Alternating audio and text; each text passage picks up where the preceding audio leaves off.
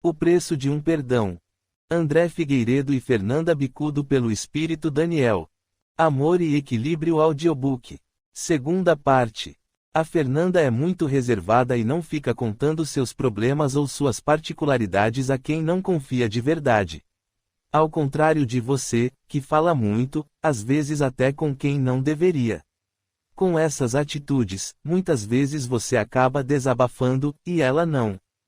Ela deveria fazer isso mais vezes, mesmo que faça somente com as pessoas em quem confia. Todos precisamos desabafar, André, mas, no seu caso, deve selecionar mais as pessoas com quem o faz. Infelizmente, Fernanda se deixa atingir pelas opiniões das outras pessoas. Devemos escutá-las, porém, se essas opiniões não estiverem de acordo com o correto, não devemos nos abater. Naturalmente, podemos ficar tristes, mas devemos pedir a Deus que ilumine essas pessoas e que as faça mudar de ideia antes que tenham que viver experiências dolorosas para que entendam. Essas opiniões não nos mudam como pessoas, não mudam nosso caráter e não nos acrescentaram em nada. Elas apenas afetam nosso estado de espírito quando nos deixamos levar. Apesar disso, até o livre-arbítrio de pensamentos deve ser respeitado. Se as pessoas são racistas, homofóbicas ou intolerantes e não aceitam mudar e evoluir, não podemos interferir e devemos respeitar seu livre-arbítrio. Sim, concordo. Mas é realmente revoltante que, em um mundo que se diz tão evoluído, ainda existam ideias medievais como essas. Mundo evoluído? Eu não o classificaria assim. Na verdade, eu o classificaria como mundo em evolução. Se fôssemos todos muito evoluídos, não precisaríamos fazer este trabalho. Nem outros irmãos fariam trabalhos como o que fazemos, as pessoas já seriam evoluídas e não precisariam de ensinamentos. A Terra ainda está em um momento de expiação, passando por um processo de transição para se tornar um planeta de regeneração. Muitos espíritos sucumbiram, e muitos ainda sucumbirão e não poderão continuar neste orbe. Assim como muitos já estão sendo expurgados para outro orbe. Porém, quem permanecer passará por uma evolução mais rápida. O que devemos fazer é orar ao nosso Pai para que nos ajude a termos lucidez e a nos arrependermos de faltas cometidas, e que não caiamos perante a chance de crescimento. E a querer que os menos evoluídos consigam crescer em espírito, alcançando, assim, o direito a permanecer. E que os ignorantes aprendam a amar o próximo como a si mesmo. Fácil é amar quem nos ama, difícil é amar aqueles que não nos querem bem. É aí que está a verdadeira caridade, o verdadeiro amor. O que devemos fazer? Você, meu caro amigo, deve ficar mais calado. Não conte do livro a ninguém. Só você e a Fernanda precisam saber da história. Depois que o livro estiver pronto, quem se interessar por ele poderá ler tudo. Você não precisa se antecipar. Isso também vale para a sua vida. Não fique falando dela para muitas pessoas, pois, às vezes, mesmo não querendo, elas atrapalham, uma vez que não vibram na mesma energia que você e acabam envolvendo-o numa energia que não é a sua. Já a Fernanda deve orar pelas pessoas que a incomodam com opiniões infelizes. Não que ela deva parar de expressar a sua opinião, mas também não deve julgar quem pensa diferente. Ela deve orar para que os guias espirituais e o Pai Celestial possam ajudar na reformulação dos pensamentos dessas pessoas, pois nem o pensamento é livre de nos somar karmas. Quem pensa de forma errada e realmente acredita nesses pensamentos agregará ao seu karma mais este pesar e terá que sofrer para que aprenda da maneira mais difícil. Então, não devemos ter raiva dessas pessoas, e sim piedade pelo sofrimento que virão a ter nesta ou em próximas existências. E os encontros? Daniel está bem? Sim, muito bem. Ele se recuperou por completo e conseguiremos fazer com que ele não se lembre das viagens às vidas passadas. Algo parecido com o que fazemos com os médiuns inconscientes, que incorporam e depois não se lembram do que aconteceu durante o período de incorporação. Os encontros não estão acontecendo por conta dos ataques que vocês vêm sofrendo, e não por causa do Daniel. Devemos estabilizar tudo para que voltemos ao trabalho com as regressões. Até lá, estaremos trabalhando para limpar tudo, e vocês deverão permanecer em oração para que nos ajudem. Pode deixar, farei minha parte. Faça-me um favor, conte a Fernanda que fui eu mesmo quem ela viu no centro, entre a estante das velas e a porta de entrada. Agora devo partir. Mande um fraternal abraço a ela e fiquem sempre no amor do nosso Pai. Darei o recado a ela. Adeus, Bruno, fique com Deus também.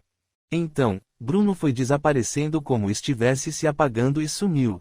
Quando acordei, lembrei-me do encontro que tivemos, levantei e, depois de tomar meu café da manhã, sentei e liguei o computador para escrever. Toda vez que eu abria o editor de texto, o computador travava, e eu tinha que desligar e ligar outra vez. Isso se repetiu algumas vezes. Peguei, então, meu laptop e, ao tentar ligá-lo, não consegui. Lembrei-me do que conversei com Bruno e resolvi dar uma olhada na vela que acendo para o meu anjo da guarda. Ela tinha acabado. Acendi outra e orei a Deus que me ajudasse a cumprir meu dever. Em seguida, voltei para a sala e tentei abrir novamente o editor de texto. Desta vez, funcionou e pude escrever. Contei a Fernanda o encontro e dei o recado de Bruno. O Bruno me pediu que dissesse que foi ele mesmo quem você viu outro dia no centro. Quando foi isso? Eu sabia. Ela respondeu empolgada. Foi na semana retrasada. Achei que o tivesse visto perto da porta de entrada. Estou arrepiado, ele disse que foi entre a estante das velas e a porta de entrada. Foi lá mesmo?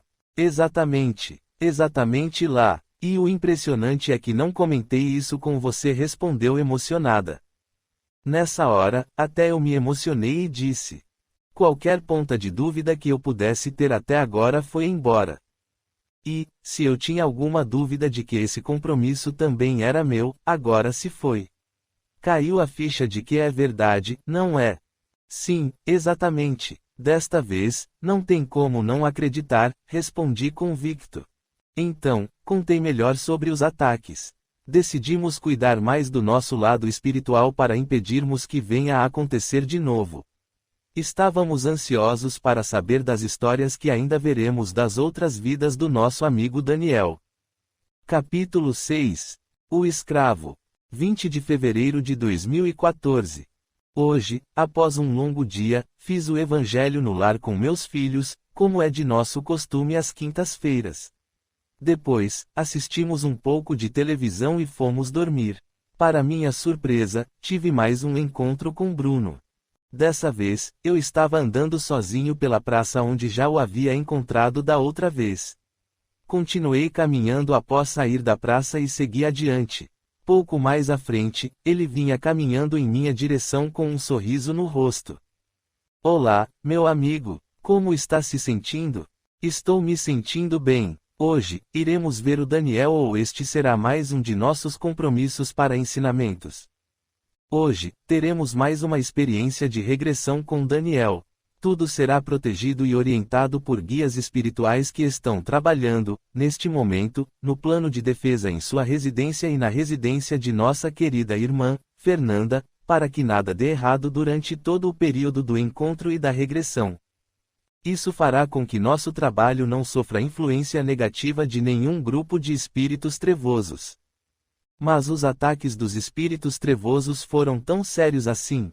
Sim, caro amigo. Todos os envolvidos e seus familiares e amigos queridos ficaram expostos a sugestões e interferências desses espíritos, que queriam desestabilizá-los e, por tabela, não permitir a concentração necessária em nossos trabalhos. Temos, agora, irmãos protegendo todos os que foram e os que possam ter sido envolvidos nesse esquema, para que os trabalhos continuem sendo realizados.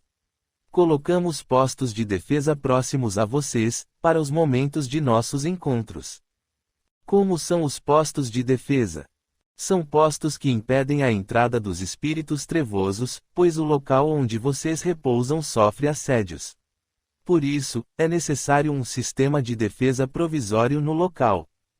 Daqui da colônia, controlamos a aproximação desses espíritos, e os que estão nos postos avançados têm conhecimento de tudo o que se aproxima deles. Aqui, controla-se todo o sistema de defesa. Para desviar os ataques, usamos os lança-raios em direção aos grupos que se aproximam com más intenções. Lança-raios, eles existem aqui, como eles são? Já aconteceu de vocês usarem esses lança-raios onde moramos? Perguntei, incrédulo. Os lança-raios são canhões de energia. Eles lançam feixes energéticos de forças muito intensas e energias brancas muito fortes. Esses feixes paralisam os espíritos trevosos por algumas horas e não os deixam seguir em frente. Além disso, eles também assustam os que não foram atingidos, deixando-os com medo e fazendo-os desistirem de suas intenções. Sim, já usamos perto da residência de vocês, pois sofreram uma grande investida. Primeiro, os ataques foram com poucos espíritos, mas, à medida que fomos protegendo vocês, as investidas foram se intensificando, até que precisamos usar o lança-raios. Quando não estamos em nossos encontros, protegemos vocês daqui da colônia, mas, quando estamos aqui a trabalho, montamos postos de defesa avançada onde mais necessitamos. Nossa, quantos estão envolvidos nessa tarefa? Muitos, André. Este trabalho realmente é muito importante, e os guias superiores sabem que é assim. Já esperávamos por isso e sempre trabalhamos desta maneira. Existem equipes preparadas para ajudar em tudo. Mas, se já sabiam, por que não nos avisaram? Se conseguimos conter os ataques sem nenhum problema, para que preocuparíamos vocês? Não funciona dessa maneira. Tudo está decorrendo da forma como deve, pode ficar despreocupado. Agora vamos. Temos muita atividade pela frente. Bruno segurou minhas duas mãos e volitamos. Logo estávamos em frente à casa de Dona Ermelinda, que se encontrava na janela e abriu um sorriso bonito quando nos viu. Não consegui esconder a felicidade por revê-la e a cumprimentei. Boa noite, Dona Ermelinda. Que bom revê-la. Como vai, André? Fico muito contente ao ver que estão dando continuidade a este trabalho fantástico e mais feliz ainda em vê-lo bem. Sim, estou bem e muito contente por poder voltar ao trabalho. Boa noite, Dona Ermelinda. Como estão as providências para a sessão de hoje com nosso querido irmão Daniel? Perguntou Bruno. Está tudo em ordem. O irmão Flávio já está na sala esperando sua chegada. É por isso que eu sabia que vocês chegariam a qualquer momento e os estava esperando.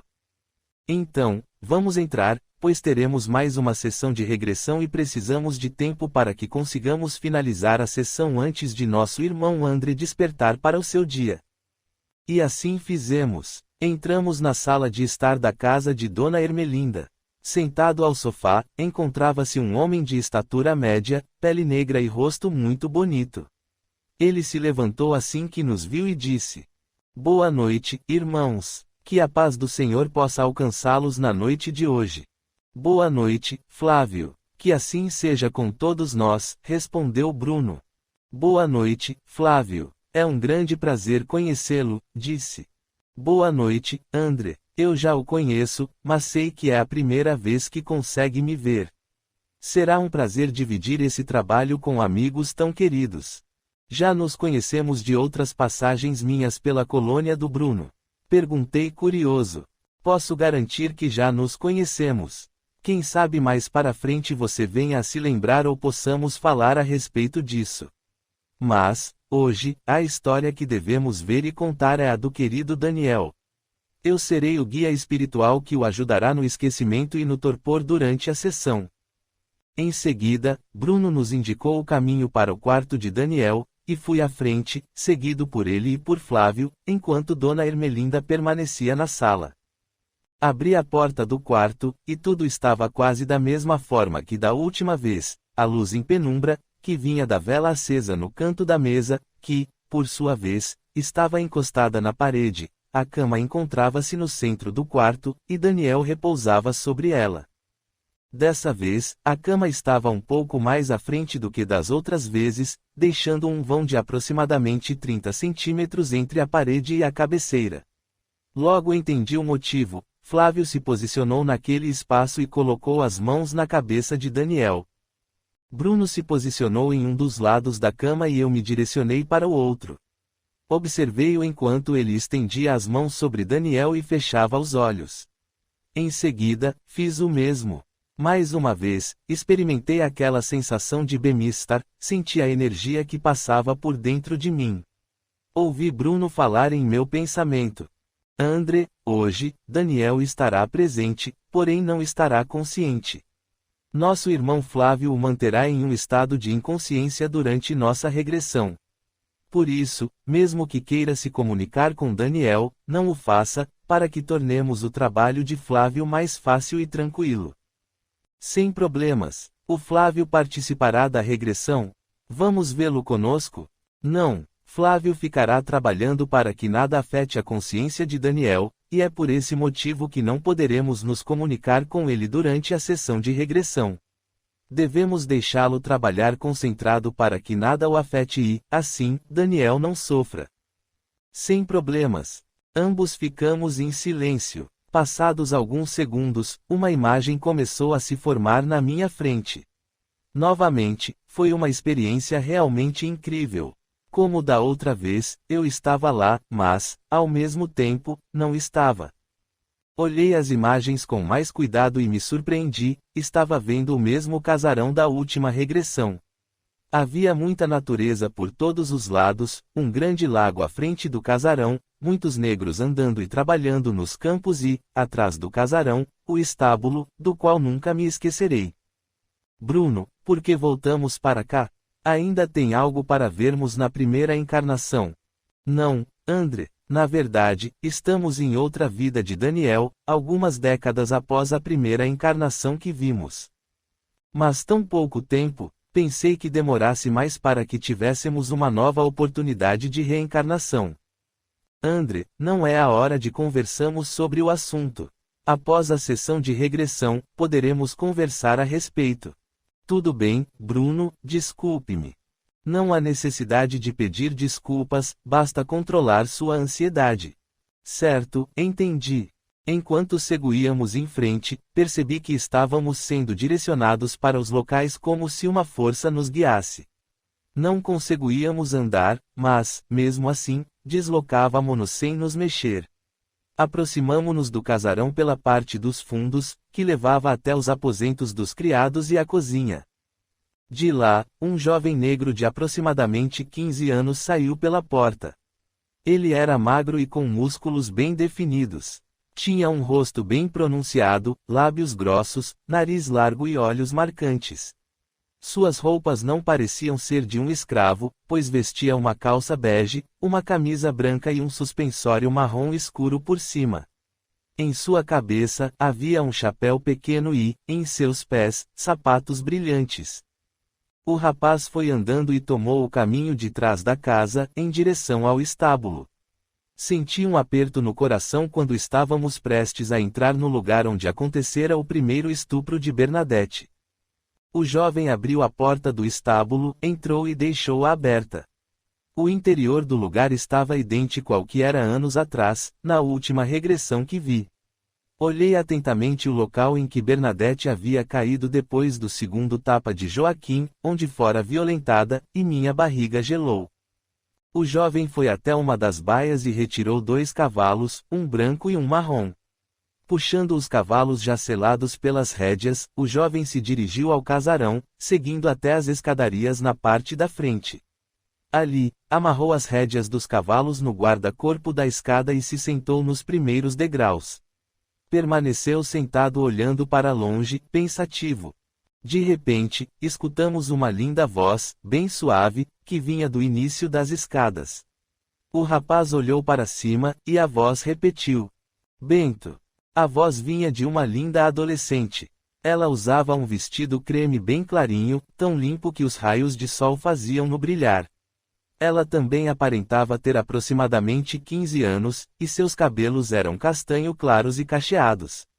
Seu rosto, bem desenhado, chamava a atenção por seus lábios rosados e olhos esverdeados. A pele era bem clara, macia e suave. Era uma menina de tirar o fôlego. Branca, vossa mercê está linda. A jovem enrubesceu-se e olhou para o chão. Atrás dela, um homem alto surgiu. Aparentava ter uns 30 e poucos anos e seu rosto, forte e decidido, ostentava uma barba grossa, muito bem cuidada. Vestia um terno negro muito bem alinhado ao corpo, e sua postura era bastante imponente.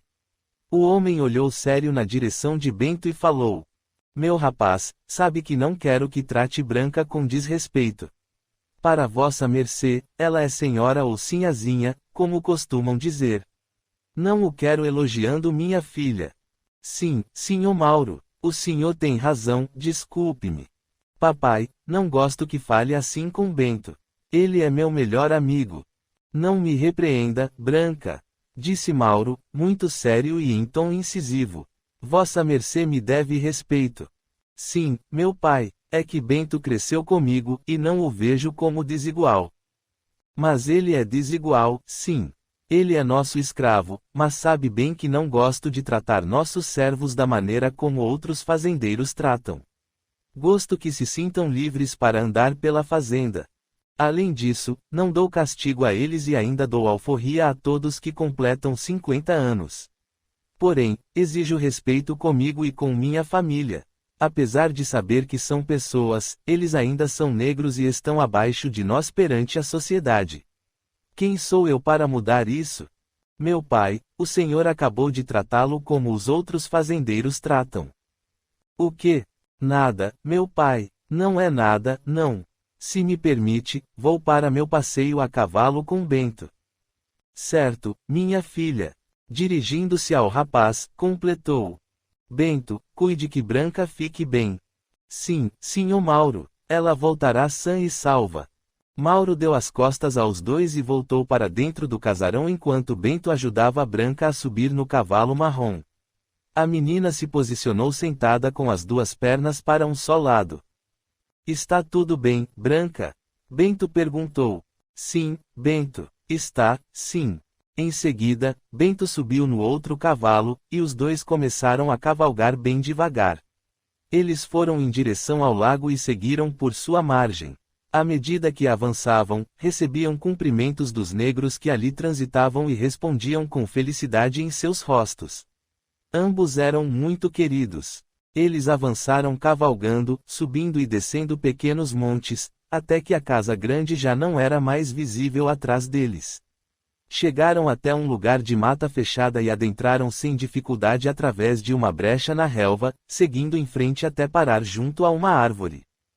Bento desceu do cavalo e o prendeu em outra árvore. Em seguida, foi até Branca, ajudou-a a descer, prendeu o cavalo marrom com o seu e sentou-se no chão perto das árvores.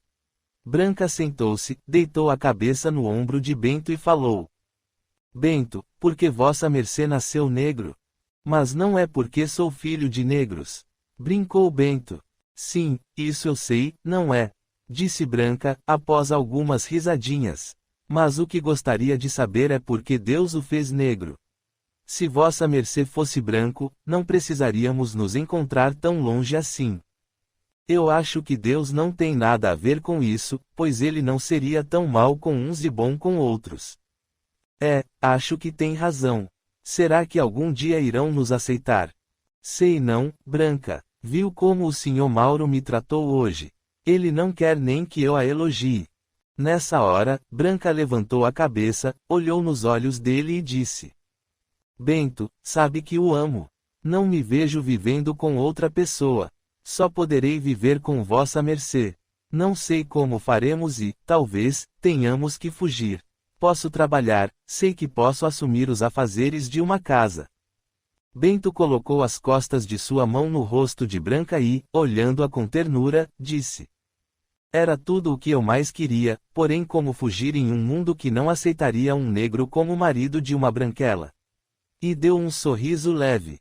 Como vossa mercê poderia trabalhar? Nunca pegou na lida, nunca lavou uma roupa nem arrumou sua cama, sempre teve sua ama. Não saberia trabalhar. Branca se afastou com o olhar entristecido e, olhando para Bento, disse: Posso aprender. Vossa mercê sabe e pode me ensinar. E, quanto a sermos um casal, ninguém precisa saber. Basta irmos a um vilarejo desconhecido e fingirmos que vossa mercê é meu escravo. Quanto ao trabalho, posso ensinar piano ou costura e também dar aulas para crianças. Sempre gostei delas, e elas me adoram.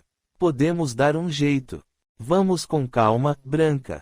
Devemos amadurecer a ideia e, depois, conversar mais sobre isso.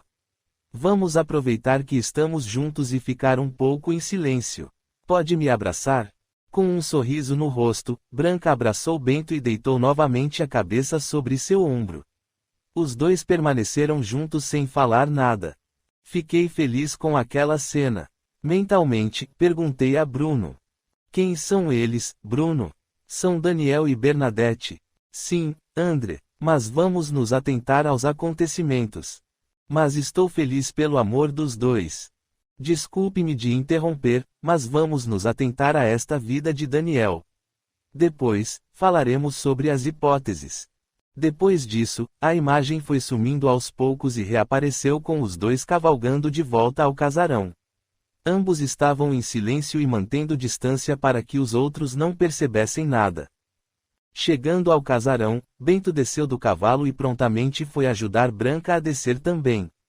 Mauro estava sentado no banco de madeira que ainda permanecia na varanda. Pai, Bento almoçará conosco, não é certo? Perguntou Branca. Sim, Branca, sabe que não me importo com isso. Branca voltou-se para Bento e disse. Vá, Bento, vá depressa, coloque os cavalos no estábulo e depois volte para almoçar. Venha comigo. Sabe que não gosto de entrar no estábulo. Sei e acho você uma boba quando diz isso.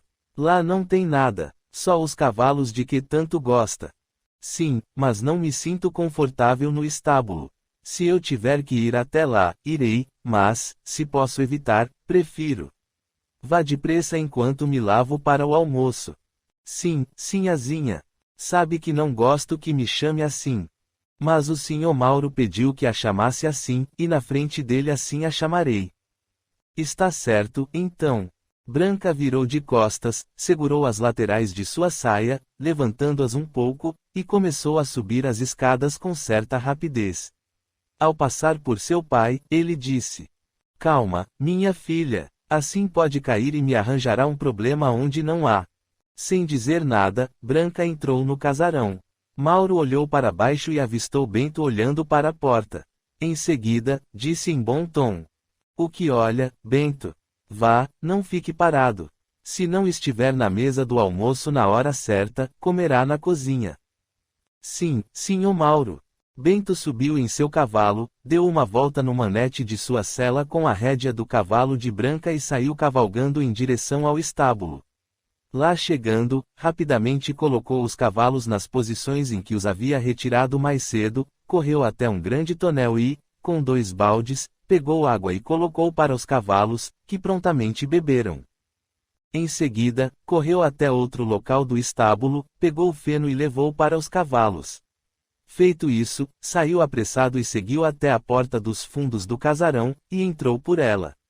Continuou até um dos quartos, onde pegou uma muda de roupa e uma toalha e, em seguida, saiu correndo mais uma vez. No corredor, entrou por outra porta num banheiro humilde. Bento alcançou a banheira e rapidamente pôs-se a tomar banho de pé. Com um balde pequeno, pegava água em um tonel ao lado e se banhava. Quando terminou, enxugou-se de maneira bem rápida e retirou a água da banheira, sem ao menos se secar por completo. Por fim, vestiu a roupa limpa, arrumou-se e, agora andando com mais calma, encaminhou-se para a cozinha. Chegando lá, reparei que quase nada mudara. Nunca me esquecerei do desfecho a que assistimos aqui, na primeira vida de Daniel. A grande bancada de azulejos azuis e brancos, o enorme fogão a lenha no final da bancada e a mesa quadrada no centro da cozinha permaneciam idênticos. Apenas as panelas e alguns outros utensílios estavam dispostos de forma diferente, porém tudo muito limpo e organizado. Avistamos uma senhora negra e gordinha, que acabava de preparar as travessas. Tia, o que temos para hoje? O cheiro está de dar água na boca, disse Bento. Vai ter porco, pedido do Nhô Mauro. Sabe que ele gosta de porco, não sabe? Sim, e a comida daqui é bem melhor. Hoje, vou comer aqui mais uma vez, ele disse com grande alegria no rosto. A sinhazinha Branca me convidou.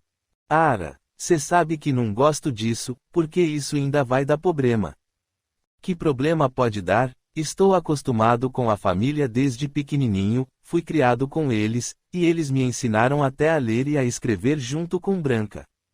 Sim, mas cê não é eles, meu filho.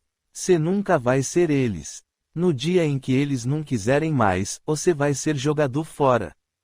Mas sinhazinha Branca e sinha Laura sempre gostaram muito de mim. Até o sinhô Mauro gosta de mim. As sinhas gosta, sim, mas sinhô Mauro.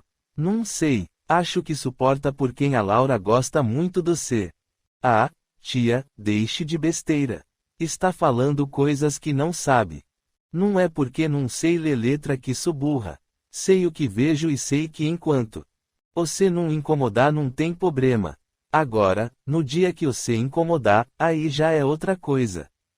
Ah, tia, vossa mercê está errada. Vou para a sala esperar o almoço.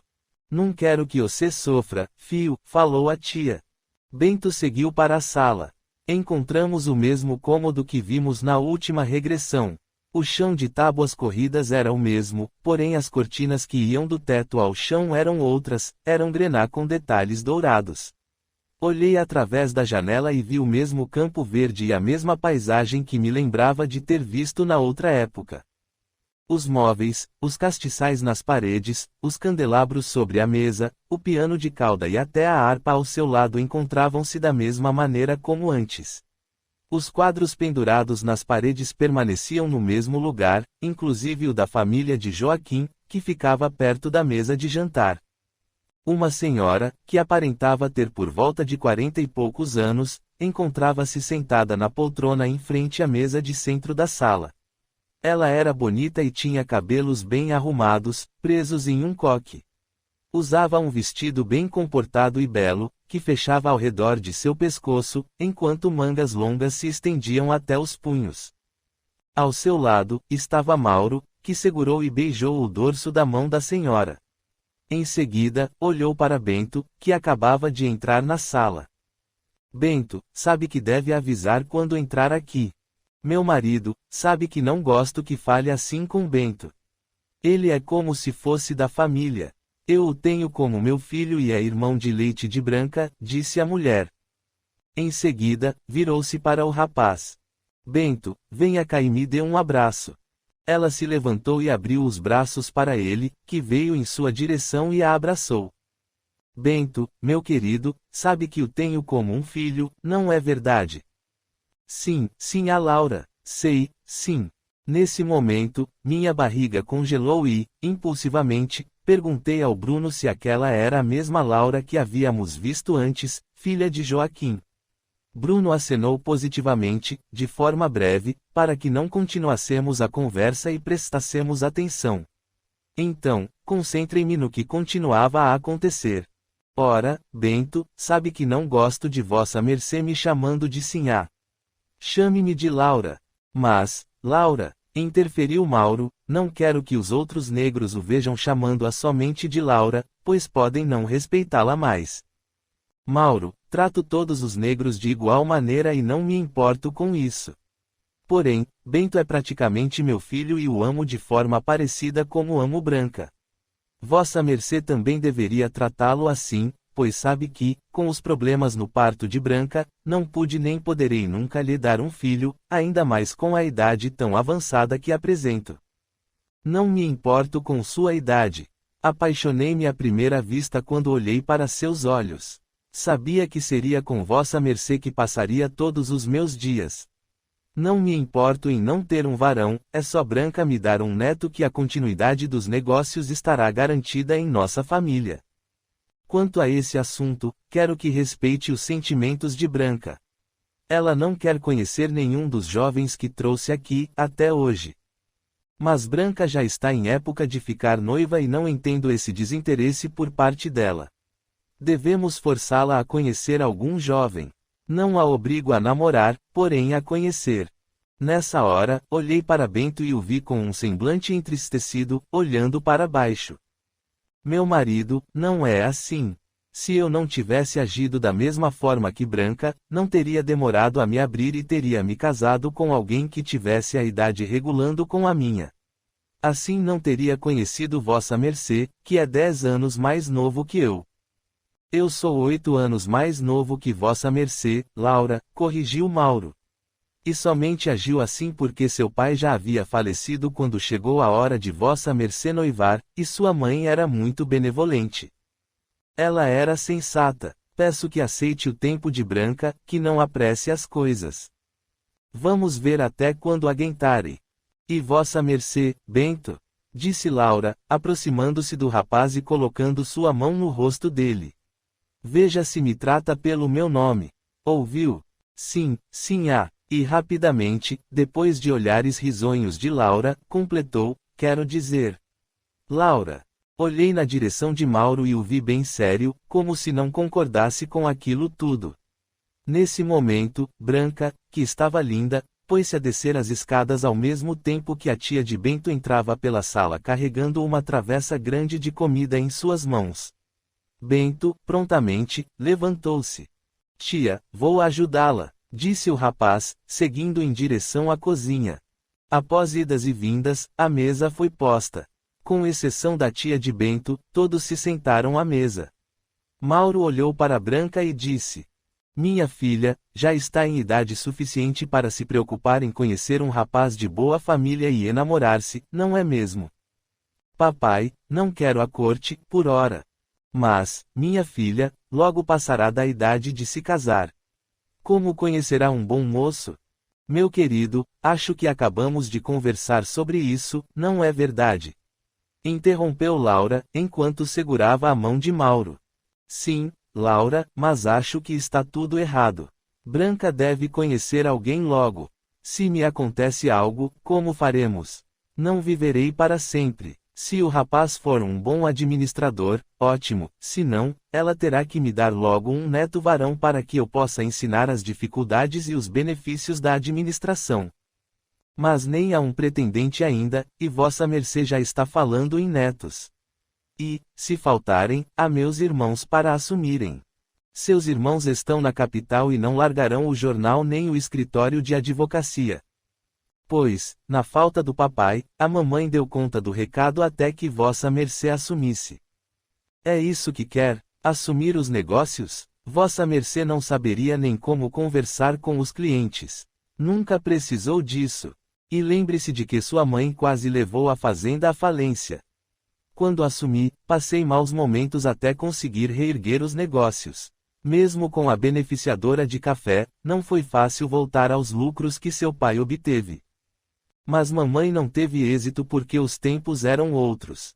Os homens não queriam negociar com ela, e os poucos que permaneceram o fizeram apenas por fidelidade a meu pai. E porque acha que será diferente nos dias atuais, minha doce Laura, se a maioria dos homens não vê inteligência nas mulheres? Eu sou um homem diferente dos outros e sei que é muito inteligente, que Branca é diferente e que os negros não são só um pedaço de carne a nosso serviço. Porém, não é assim no mundo fora de nossa fazenda. Mas, em sua falta, Bento pode me ajudar. Como é ingênua, minha querida. Se não querem negociar com mulheres, vossa mercê acha que negociariam com negros. Falando assim, Mauro, parece rebaixar os negros a nada.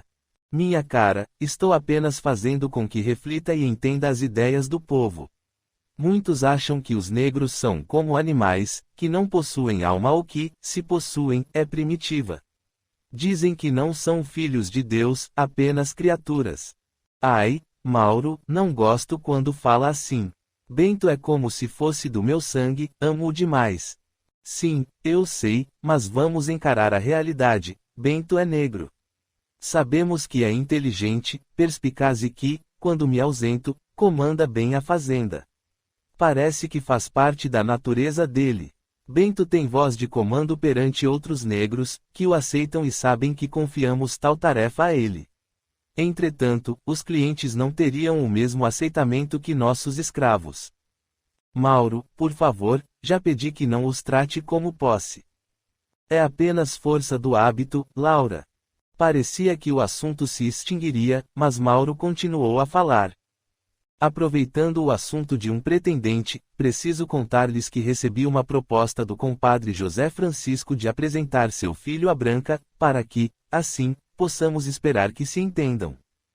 Notei, nessa hora, o semblante de tristeza de Bento enquanto Branca interpelava a mãe. Mãe, pelo amor de Nosso Senhor, ajude-me, não quero conhecer ninguém. Mauro, não pode desrespeitar a vontade de Branca. São vossas mercês que não estão me respeitando. Afinal, sou ou não o homem desta casa? Sou ou não o senhor desta família?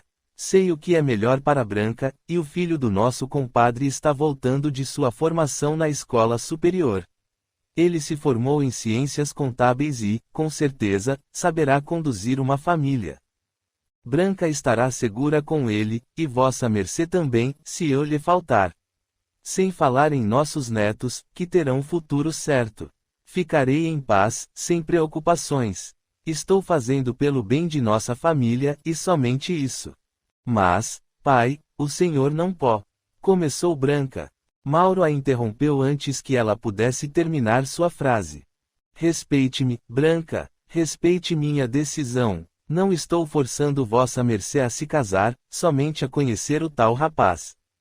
Mas já o conheço. É um garoto chato que sempre implicava comigo. Vossa mercê o conheceu quando rapazinho. Agora, ele está adulto e diferente, com a experiência de ter estudado na capital. Gostará dele, faço certa minha palavra. Então, irei conhecê-lo e mandá-lo de volta para casa. Com os olhos enfurecidos, Mauro se levantou, olhou na direção de Branca e, enquanto golpeava a mesa com o punho cerrado, falou ríspido e em alto tom. Branca, seu almoço termina aqui. Pode se levantar e se retirar ao seu quarto até segunda ordem. Não permito afronta à minha pessoa e não deve ser tão insolente. Branca tirou o guardanapo de seu colo e o jogou na mesa com raiva. Mauro fez menção de ir em direção a ela, porém Laura o segurou pelo braço, impedindo-o de qualquer atitude mais enérgica. Esse movimento não foi percebido por Branca, que havia se virado e seguido rapidamente em direção à escada, após atirar o guardanapo sobre a mesa. Incrédulo e com uma péssima fisionomia, Bento se levantou e fez como se fosse sair da mesa. Tive a impressão de que ele iria atrás de Branca. Porém, logo foi interrompido por Mauro. O que pretende, rapaz? Não lhe dei permissão para se levantar. Sente-se e acabe de comer. Sim, senhor, respondeu Bento, porém permaneceu parado, como se tivesse perdido a fome. Enquanto isso, Mauro se sentou, ajeitou seu guardanapo e pegou os talheres. Quando olhou novamente em direção a Bento, disse: Não lhe mandei comer, rapaz. Não fale assim com ele. Se Bento não quiser comer, não precisa. Qual é o problema? Laura interferiu a favor de Bento. Agora, vossa mercê também está me afrontando e nunca fez isso. Por que está me desacatando? Aceite minhas vontades, sou seu marido e me deve respeito. Mas lhe tenho respeito. Nunca foi injusto, mas está sendo agora. Não permito que fale assim comigo, Laura. Vamos comer. Em seguida, tornou a falar a Bento: Coma, rapaz. Laura e Bento retornaram a comer. Bento permanecia visivelmente abalado e Laura estava com a aparência de quem estava infeliz. Ao terminarem, Mauro se levantou e disse a Bento: Rapaz, peça à sua tia que arrume a mesa. Em seguida, retirou-se pedindo licença a Laura e começou a subir as escadas. Então, olhou novamente para Bento e disse: Ao acabar, vá à casa de José Francisco e fale que poderão vir aqui amanhã à tarde para o chá, assim os jovens se conhecerão. Está entendido, rapaz? Sim, senhor, Bento respondeu baixinho.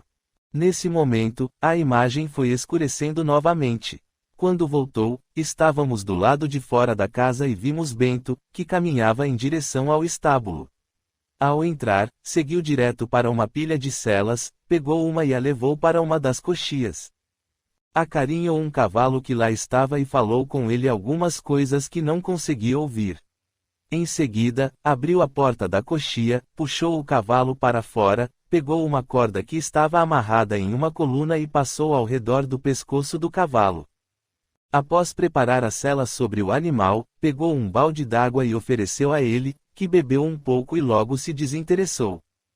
Bento fez carinho nas bochechas do cavalo, que chegou mais perto do rapaz, passando sua cabeça por cima do ombro dele. Bento o abraçou e disse: "Obrigado, amigão. Obrigado. Você me ama e pode demonstrar isso. Já eu não. Posso demonstrar o amor que tenho. Só posso demonstrar amor pelos animais ou por outra negra. Mas pelo amor da minha vida, não posso."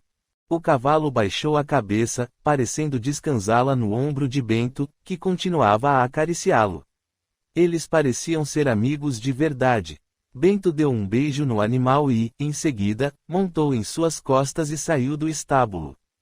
Bento caminhou vagarosamente por todo o caminho, como se não quisesse chegar ao seu destino. Volta e meia, olhava para cima, para longe, falava com o cavalo e deitava sobre o pescoço do animal enquanto o acariciava. Após algum tempo, Bento se aproximou de uma porteira e entrou em uma propriedade que parecia ser grande, dado o enorme casarão que se encontrava mais à frente. Uma estradinha de terra batida cercada por muito verde e alguns montes com flores levava até a casa. Ela era branca e as molduras das várias janelas e portas eram pintadas de marrom. Apesar de muito grande, a casa possuía apenas um andar. Uma varanda se estendia nas laterais e na frente da casa, coberta pela continuação das telhas. Era uma propriedade muito bonita e imponente. Um velho homem negro estava sentado em um banco na varanda e, quando viu Bento se aproximar, levantou-se e caminhou em sua direção. Ao chegar até o jovem, ele segurou as rédeas do animal para que Bento descesse do cavalo e cumprimentou. "Tarde, Bento. Que bom ver você aqui." "Boas tardes, Jairo. O senhor José Francisco está em casa?" "Tá, sim, Bento. Pera aí que eu vou chamar." Jairo levou o cavalo até um telhadinho sustentado por duas colunas, localizado ao lado do casarão, onde outros animais estavam presos para se abrigar do sol e beber água em um aguadeiro. Bento permaneceu embaixo da varanda da casa, também se protegendo do sol. O céu estava azul e sem nuvens, como só vemos em dias de verão, e Bento estava enxugando o suor de seu rosto com um lenço. Logo depois, um senhor elegante, alto e de cabelos grisalhos saiu da casa. Ele possuía um porte físico bonito e trajava um terno cinza escuro muito bem cortado. Apesar de andar bem, o homem segurava uma bengala em uma das mãos. Não para apoio, mas como um bonito acessório. "Boas tardes, Bento. O que o compadre quer comigo?" "Boas tardes, senhor José Francisco. O senhor Mauro convida o senhor e seu filho para o chá da tarde de amanhã. Ele deseja apresentar seu filho à Branca." Enquanto falava, Bento olhava para o chão como se torcesse pela recusa de José Francisco. "Ora, que boa notícia, Bento. Diga que nos aprontaremos e estaremos lá para o chá, eu, meu filho e minha senhora." "Sim, senhor, eu direi." Bento o cumprimentou com um gesto educado, virou-se e seguiu em direção ao cavalo, e uma voz ao longe se fez escutar. "Bento, Bento, pera aí um pouquinho. Trouxe água fresca do ribeirão disse Jairo, com uma moringa nas mãos." "Muito obrigado, Jairo. Vossa mercê é uma boa alma", disse Bento, pegando a moringa para se refrescar. Jairo transparecia um semblante bom, de tranquilidade. Ele não parecia trabalhar por obrigação, como um escravo da época. Na verdade, tive a impressão de que ele estava fazendo de bom grado e que se sentia feliz em ajudar. Ele parecia um bom homem. Após saciar a sede, Bento jogou água em sua própria cabeça. Depois, agradeceu ao amigo novamente, subiu no cavalo e seguiu pela estradinha que levava para fora da propriedade. O rapaz cavalgava ainda mais lentamente pelo caminho de volta, olhando para baixo e parecendo não se importar com nada. Parecia que ele estava deixando o cavalo guiá-lo de volta. Chegando à propriedade, foi ao estábulo e, chorando, começou a retirar a sela do animal. Era um choro contido, as lágrimas escorriam enquanto Bento segurava o pranto, visivelmente magoado. Então, a porta do estábulo se abriu e Branca entrou correndo. "E então, Bento, eles virão?" "Sim, Branca, virão todos. Na hora do chá." Bento, leve-me embora. Vamos fugir agora, vamos para outra cidade, para algum lugar longe daqui. Podemos conseguir o nosso objetivo, seremos felizes. Branca, não podemos fazer isso. Seu pai colocaria a polícia atrás de nós. E, quando fôssemos pegos, o que ele faria comigo? Ora, Bento, papai nunca foi violento com os negros da fazenda, nunca castigou nenhum, nem mesmo os fujões. Não, nunca castigou, mas ele vende os fujões, que depois são maltratados em outras fazendas. Se ele se preocupasse realmente com os escravos, não faria isso. Minha tia é que está certa. Mas ele sempre deixou claro para todos que o escravo que tentasse fugir não ficaria mais na fazenda, seja porque conseguiu a fuga, seja porque seria vendido nos mercados caso fosse recuperado. Papai sempre disse que não quer escravos problemáticos conosco. Mas é isso mesmo que sou, Branca, um escravo, nem mais nem menos. Não quis dizer que é escravo. Mas foi o que disse, e é verdade. É isso que sou para ele. Minha tia tem razão, quando eu começar a interferir nos planos dele, ele vai querer me vender também. E então, como seria? Eu não poderia mais vê-la. Se ao menos ele não existisse, se fosse só a senhora Laura, talvez tivéssemos alguma chance. Mas que conversa é essa? Ele é meu pai e o amo, apesar de toda discordância. Se está assim só porque eu disse que queria que seu pai não existisse, como aguentaria uma semana longe dele, em fuga? E, pior, como ficaria sem sua mãe? Ficaria triste, sim, não escondo o fato. Mas estaria saindo para ser feliz ao seu lado.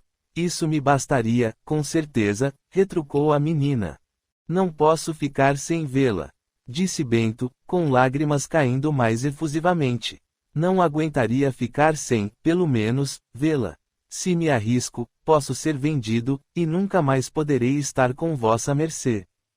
Nessa hora, Branca correu para abraçar Bento, e os dois estavam exatamente no mesmo local onde, em outra vida, havia ocorrido uma cena de horror. Agora, era um cenário envolto de amor verdadeiro.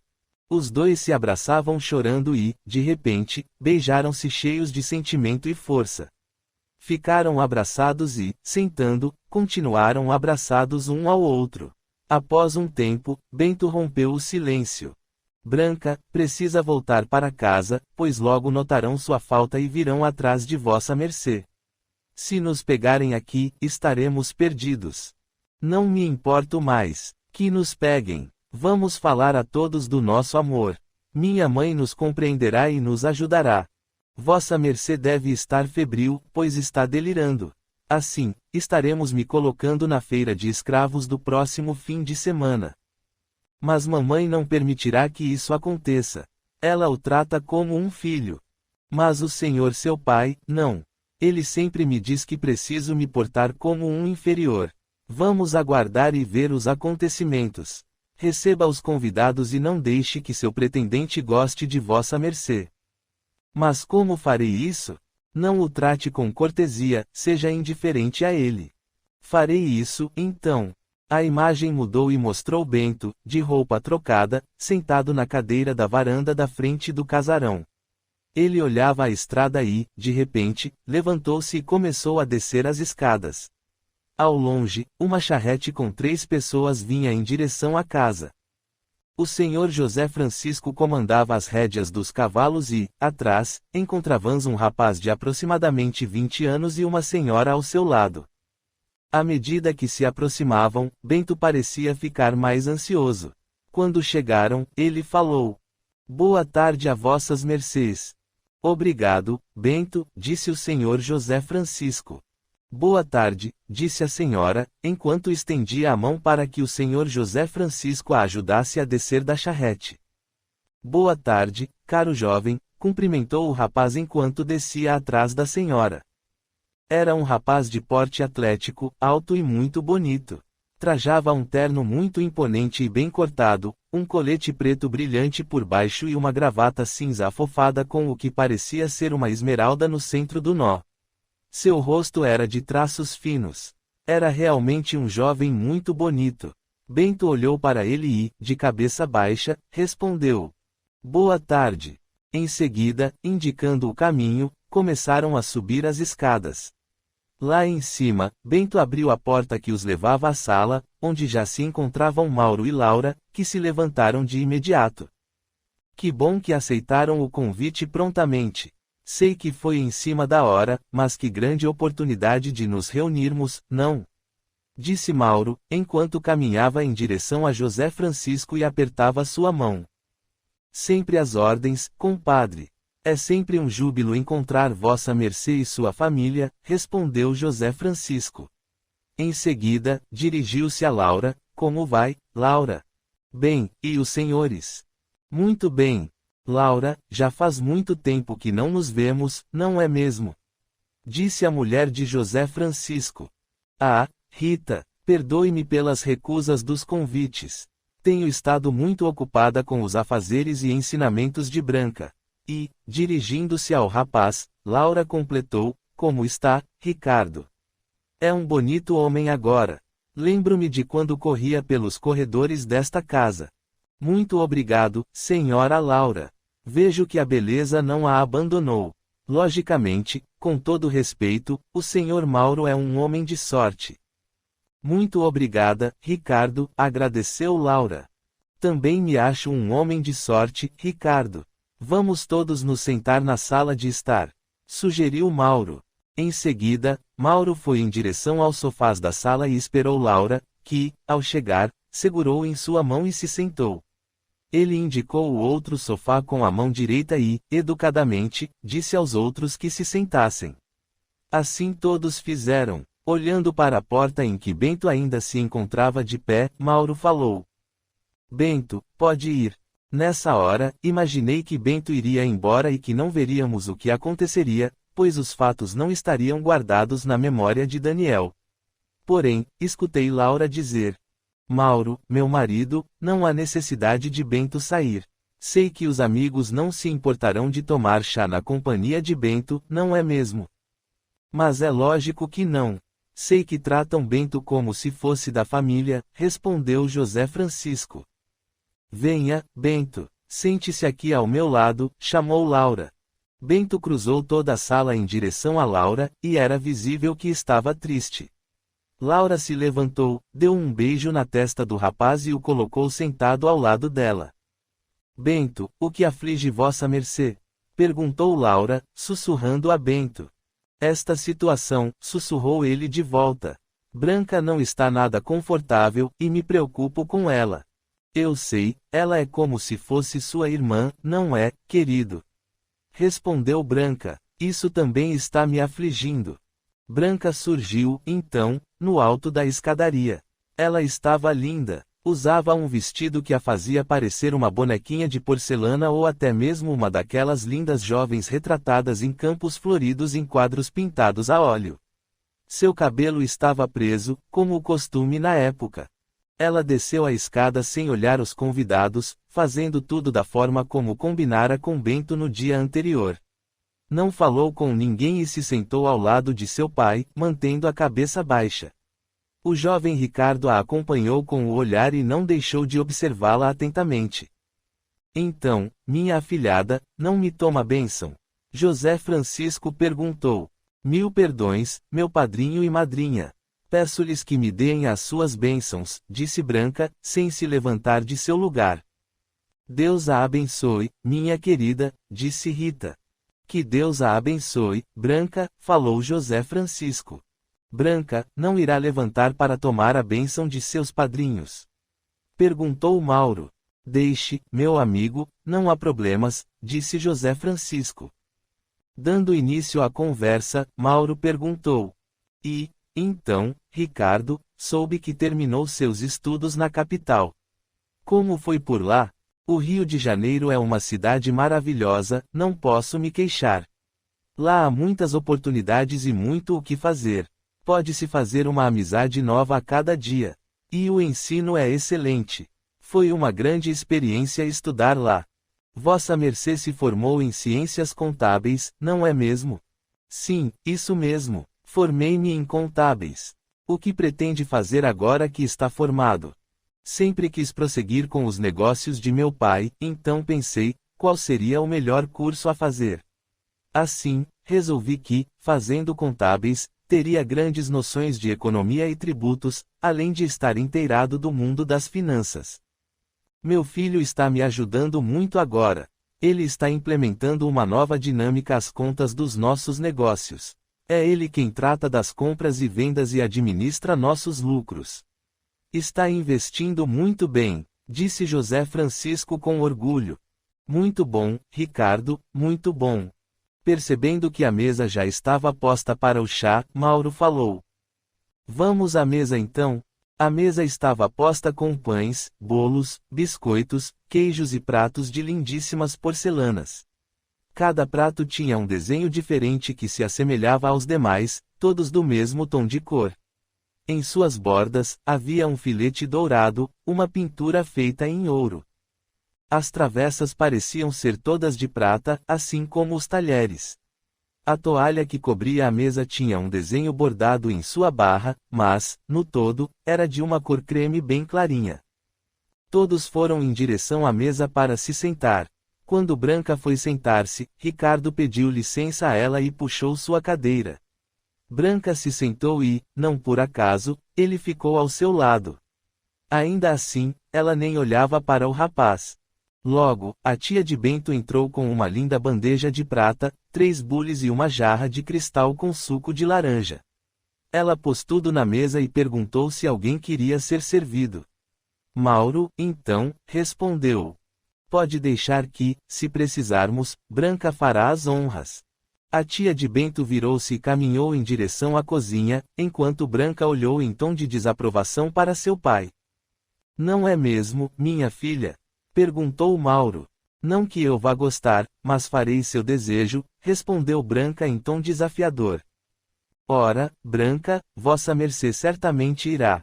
Mauro começou a falar de forma mais imponente, quando foi interrompido. Desculpe-me, senhor Mauro, mas soube que tem uma beneficiadora de café em sua propriedade, disse Ricardo. Enquanto falava, levantou-se para pegar o bule de chá e servir sua mãe, Rita. Rapaz, deixe que minha filha faça isso. Não se preocupe. Desculpe-me pela intromissão, senhor Mauro, mas prefiro servir a todos a ver esta linda jovem se aborrecer. Ela é quem merece ser servida, e faço questão de que seja por mim. E, pela primeira vez, Branca olhou para Ricardo. Indiferente ao olhar de Branca, Ricardo continuou servindo sua mãe, que parecia ostentar um leve sorriso de orgulho. A menina continuou olhando surpresa para Ricardo. Nesse momento, olhei para Bento e o vi bastante nervoso com a situação. Assim que terminou de servir a mãe, Ricardo perguntou a Laura o que ela queria e a serviu, fazendo o mesmo com Branca. Branca, o que vossa mercê gostaria de beber? Branca não lhe respondeu a pergunta e ficou olhando para frente. Vi Mauro ficando irritado, mas Ricardo continuou. Então, posso decidir por vossa mercê? Sem resposta, Ricardo pegou o bule de chá e serviu a xícara posta na frente de Branca. Depois, pegou um pote de porcelana e, enquanto misturava, disse: Vou colocar um pouco de mel, pois não gostaria que houvesse amarguras no seu chá. Deixe-me cuidar disso sempre que precisar. Dessa vez, ao olhar para Ricardo, Branca olhou dentro de seus olhos, e o olhar foi correspondido. Encabulada, ela desviou o olhar, sentindo seu rosto enrubescer. Ricardo deu um sorriso e serviu os outros. Bento permaneceu olhando diretamente para Branca, que, talvez por vergonha do que estava ocorrendo, não retornou o olhar. Nesse momento, todos à mesa, com exceção de Bento, já estavam servidos. Como Ricardo procederia? Ele era um homem branco, formado, com cultura. Será que serviria um negro? Não seria demais para um branco, que fora criado a vida toda sob o olhar da escravatura e da inferioridade que os negros tinham perante os brancos. Ricardo logo pôs fim às dúvidas. Então, meu caro, falou Ricardo com Bento, da mesma forma que havia feito com os demais, o que vossa mercê gostaria de beber? Pode deixar que eu mesmo me sirvo, senhor Ricardo. De maneira nenhuma. Se está à mesa conosco, é um de nós e merece ser servido como todos. Faço questão. Rita, nitidamente, orgulhava-se do filho. Laura, por sua vez, quase não cabia dentro de si com a atitude do rapaz, e Branca permaneceu olhando em direção a Ricardo, que aguardava olhando para Bento. Mas esse meu filho, compadre, é realmente um abolicionista, disse José Francisco, rindo e olhando diretamente para Mauro. Não, papai, não sou um abolicionista. Sou justo e não concordo com a escravidão. Acho que todo trabalho deve ser remunerado. Assim, os negros que trabalham e recebem pelo suor que depositam em terras que não são suas produzem mais e trabalham mais satisfeitos.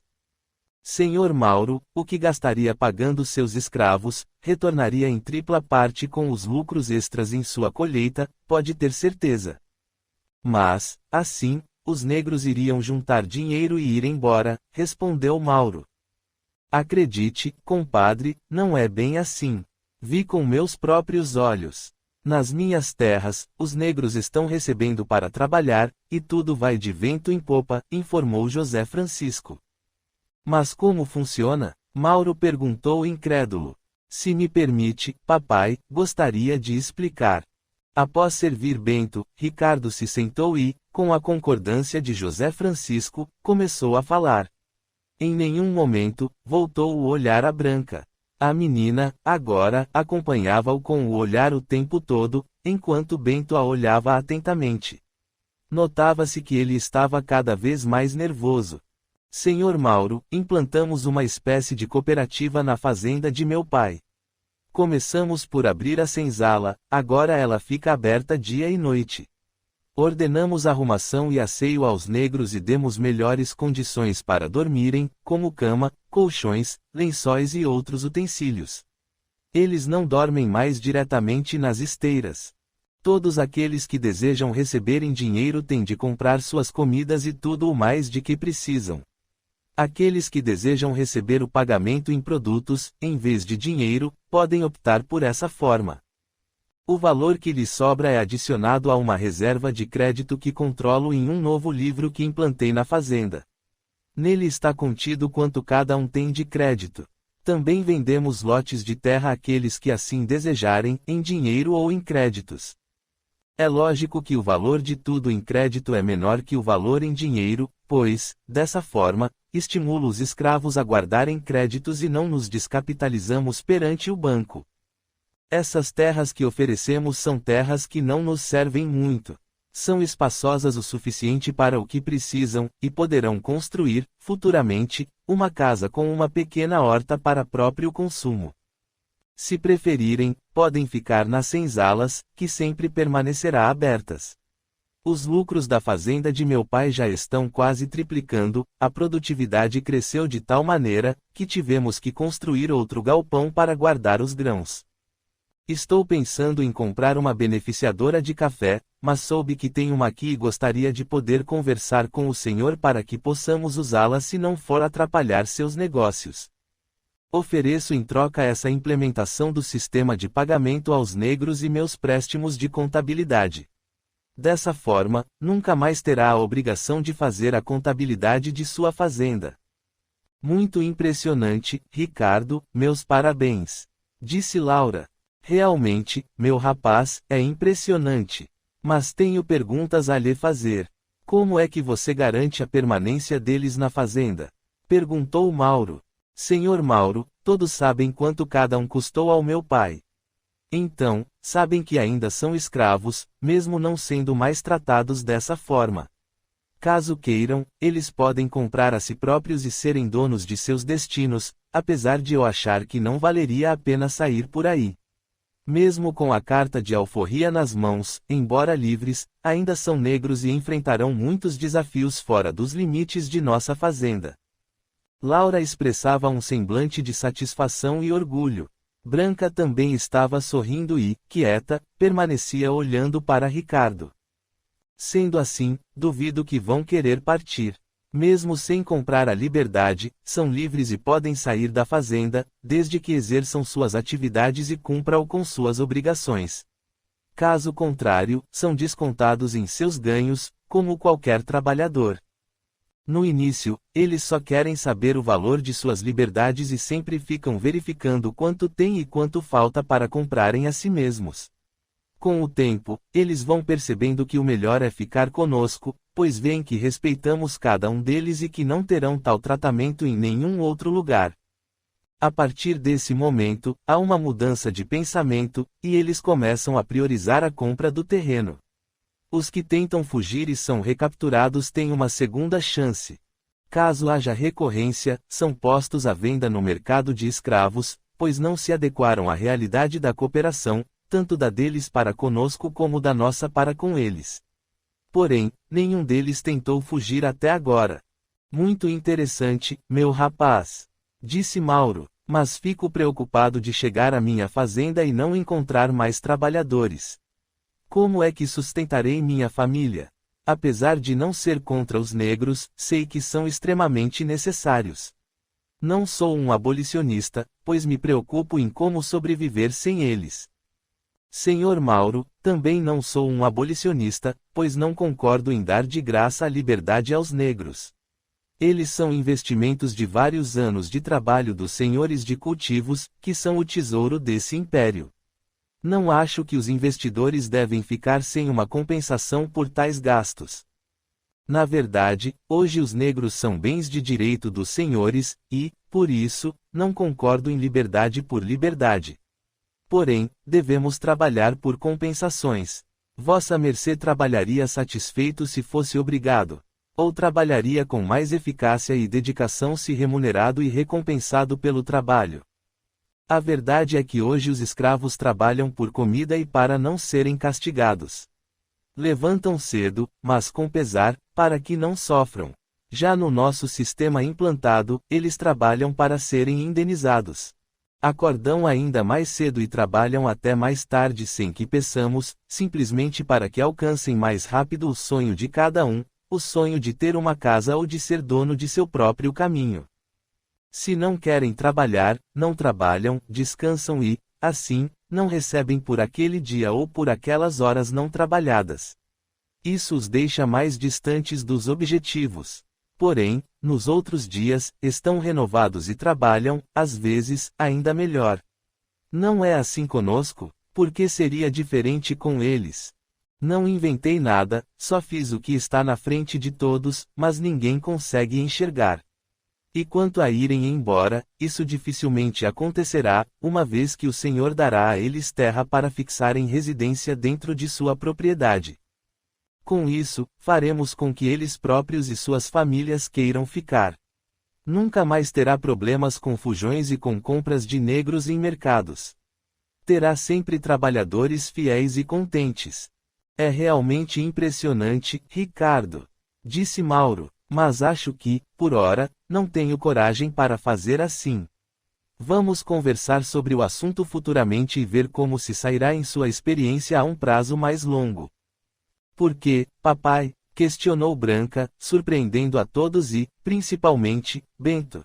Gostei da ideia. Ricardo foi muito perspicaz e já garantiu que deu certo na fazenda do senhor meu padrinho. Acho que deve pensar em adotar esse sistema aqui. Muito obrigado pela confiança, senhorita Branca, disse Ricardo, olhando com ternura para ela. Espero que os olhos do senhor seu pai também vejam a minha ideia como os seus viram. Branca olhou para Ricardo e enrubesceu-se com a permanência de seu olhar, mesmo com seu pai falando com ele.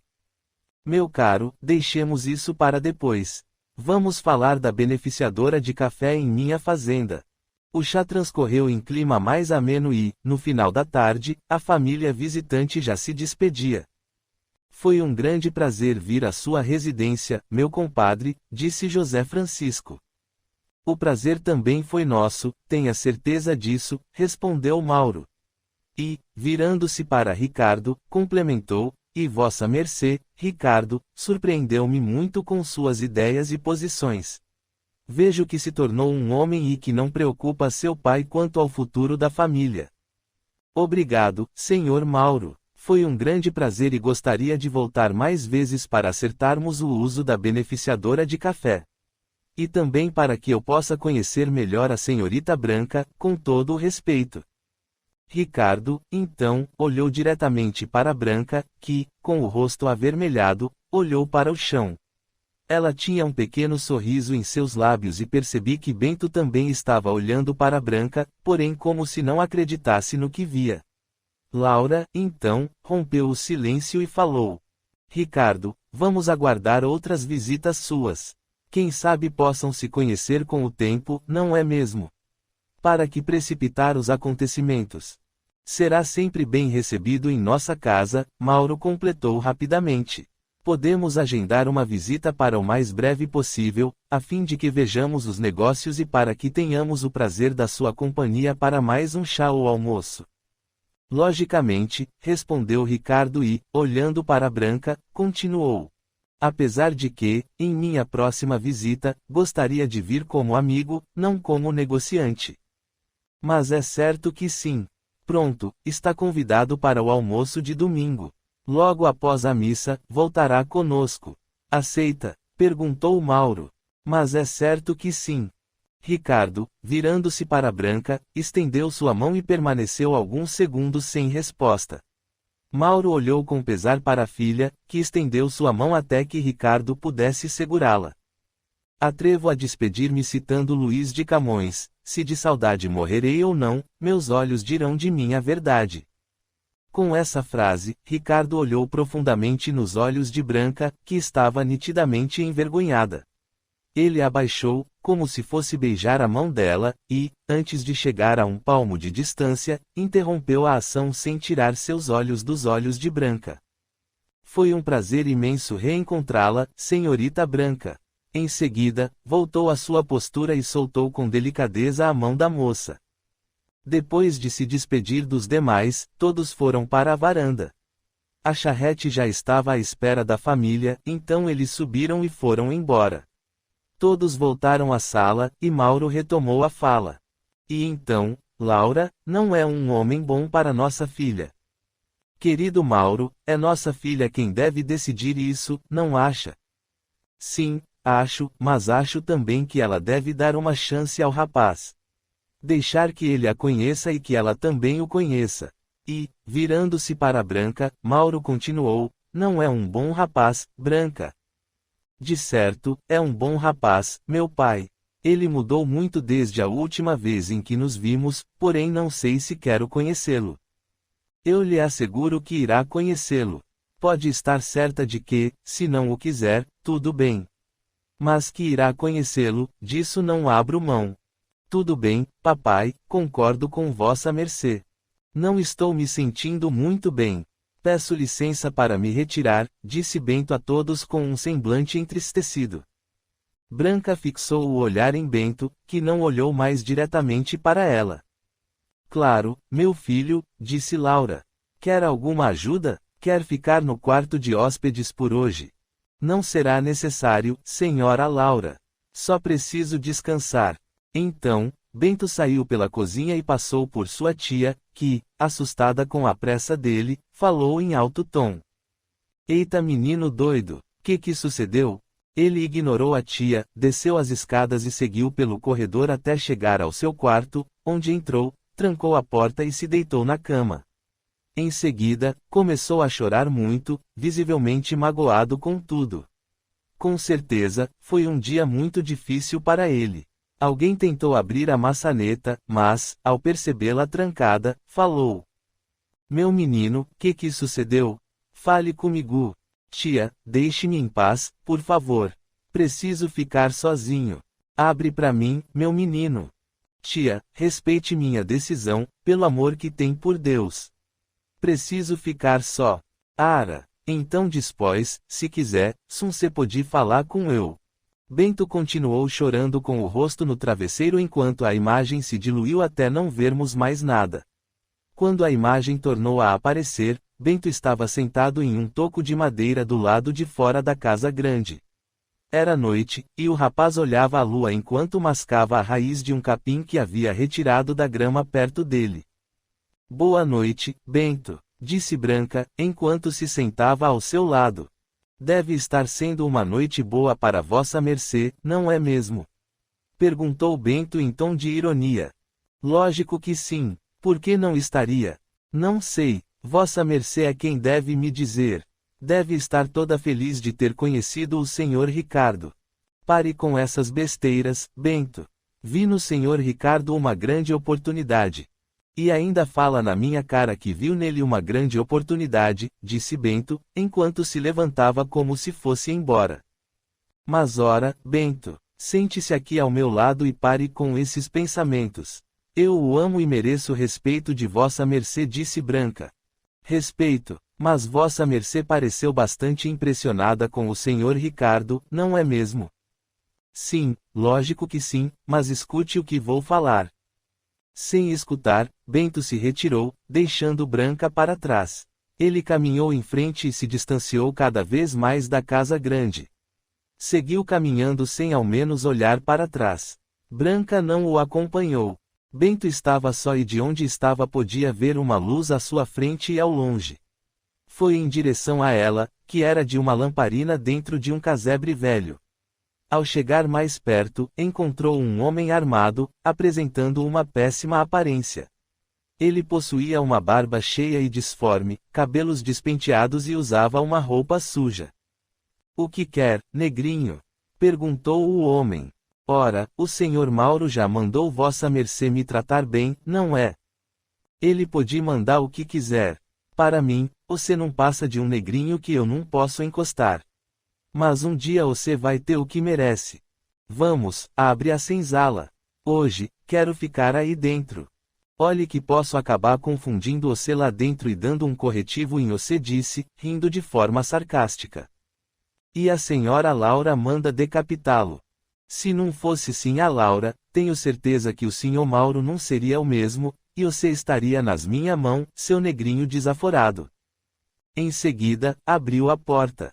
Outros homens armados mais ao longe observavam o que ocorria. Bento entrou na senzala e escutou a porta se fechar atrás dele. Por fim, o capataz falou. Um dia, vou ver você apodrecer aí dentro. O lugar tinha apenas uma lamparina, fazendo com que os outros negros que ali estavam fossem vistos apenas através de uma penumbra. O ambiente era um grande galpão e suas paredes eram sujas e rachadas. O chão estava coberto de esteiras, nas quais homens e mulheres se ajeitavam da forma como podiam. Em um canto, havia uma fossa protegida por uma construção baixa de madeira que permitia que a metade do corpo da pessoa que a usava fazendo as suas necessidades fosse vista naquele momento. Não nos era possível sentir o cheiro, mas, pelos tratamentos que recebiam, tive a certeza de que não devia ser dos melhores. Em outro canto, havia uma cozinha improvisada, um fogão de barro, panelas que pareciam de bambu Brasil, vários coités empilhados sobre uma prateleira de uma madeira tão velha que parecia que poderia cair a qualquer momento, e uma mesa de madeira, também improvisada. Era certo que tinham sido os próprios escravos que haviam feito essa mesa. Uma senhora cozinhava em um único caldeirão de ferro que vi. Bento se aproximou dela e disse: Oi, tia, o cheiro está excelente. O que é? Oi, Bento, que bom que você tá aqui. É um cozido que tamo fazendo, respondeu outra tia, que não era a mesma que estava na casa grande. Que delícia! Posso jantar com vossas mercês hoje? Perguntou Bento. Claro que pode, fio. Bento pôs-se a andar e se sentou-se ao lado de outro negro, que aparentava ter a mesma idade que ele, e perguntou. E então, Zé, como estão as coisas por aqui? Ara, tudo na mesma. De manhã acorda, sai pra roça, voltar pra almoçar e voltar pra trabalhar. Todo dia a mesma coisa. Mas e o feitor, tem maltratado vossas mercês? Todo dia ele faz alguma coisa com alguém. Um dia bate em um, outro dia deixa alguém de castigo. Parece que deixar nós com raiva dele. Não tem um que goste dele aqui. Ele sempre quis me maltratar também. Se não fosse a proteção da senhora Laura, eu estaria perdido. A gente vê que ele que você de qualquer forma. Se possível, ele pega você. Você tem que tomar muito cuidado. Mas, Zé, quero falar daquele assunto. Da sinhazinha? Perguntou Zé, sussurrando. Sim, quero lhe falar, pois preciso desabafar, Bento falou, também sussurrando. Que se sucedeu? Acontece que o Sr. Mauro está querendo que Branca conheça o filho do Sr. José Francisco. Ele tem ideias boas, é bom moço, estudado, bonito e branco. E você tá morrendo de ciúme, né? Sim, mas eu tenho motivos, pois o encontro aconteceu.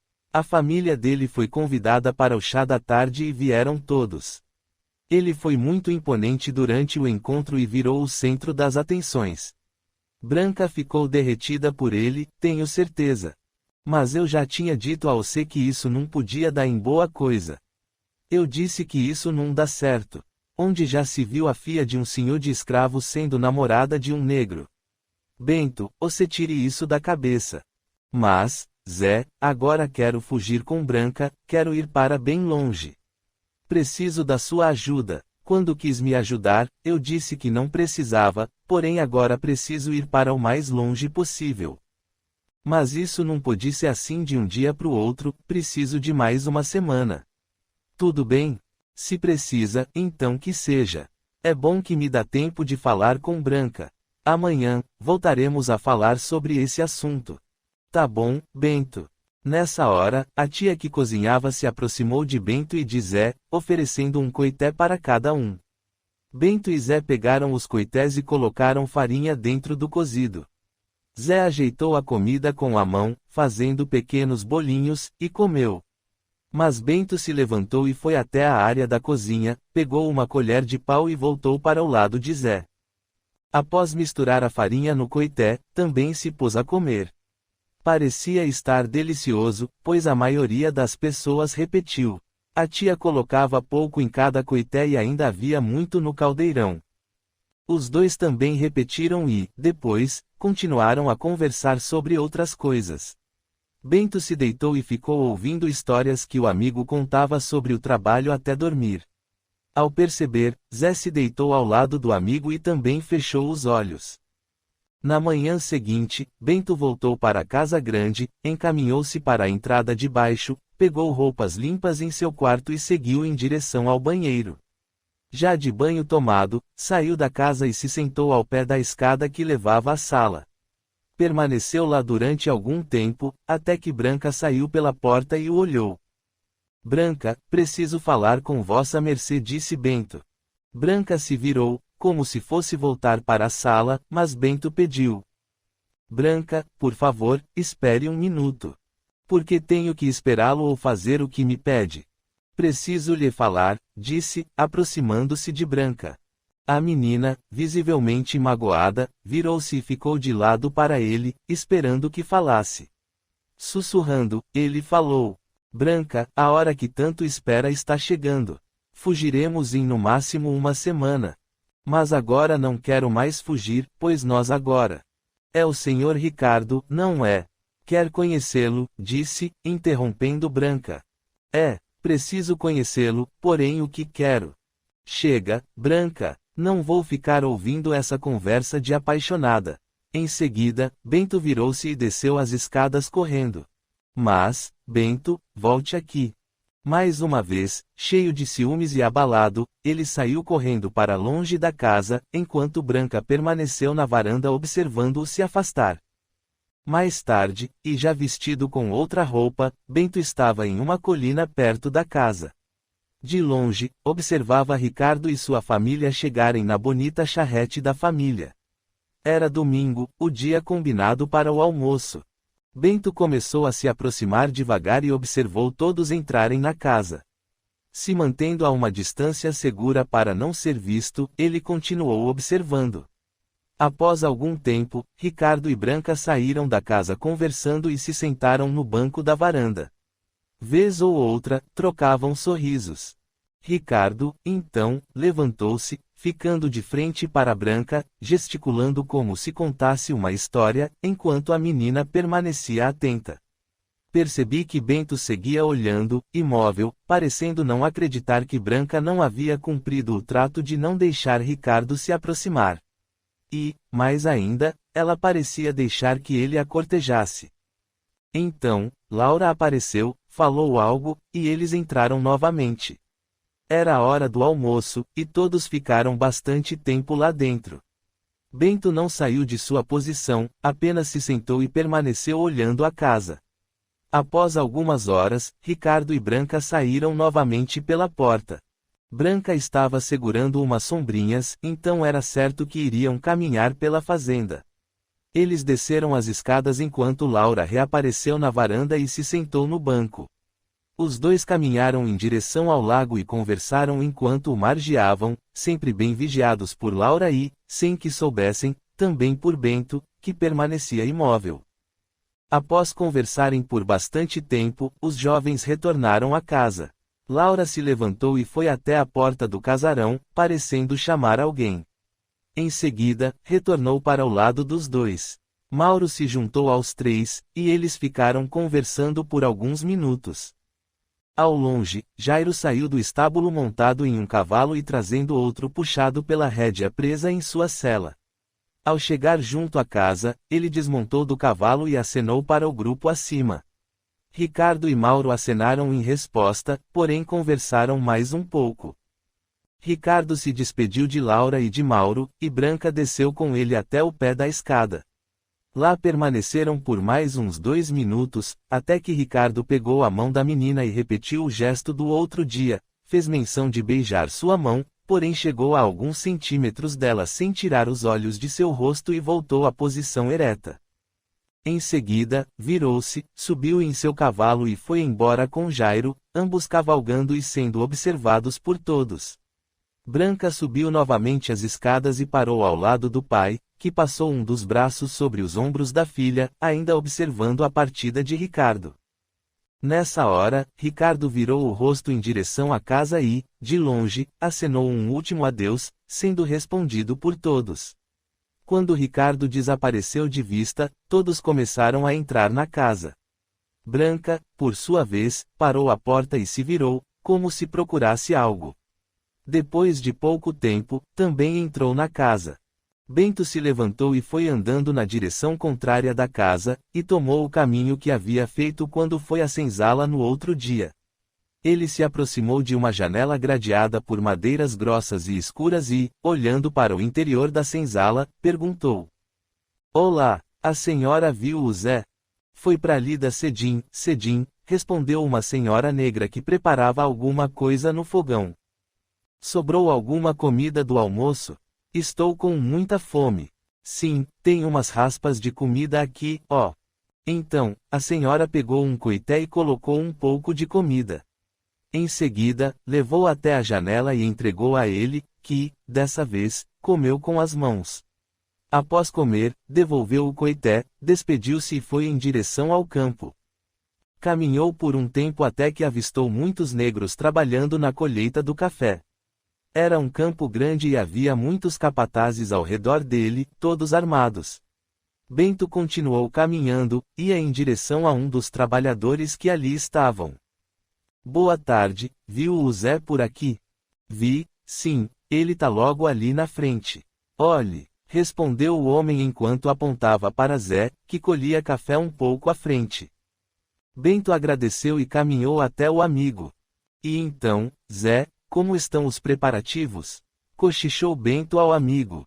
"Tudo certo, acho que em 3 dias nós vamos", respondeu Zé. "Mas estou com um problema." Que foi que se sucedeu?" "Branca não quer fugir e teremos que sequestrá-la. Sei que posso fazê-la mudar de ideia depois de fugirmos." "Ara, Bento, você tá é louco. Não pode fazer isso, não. Vai dar errado assim."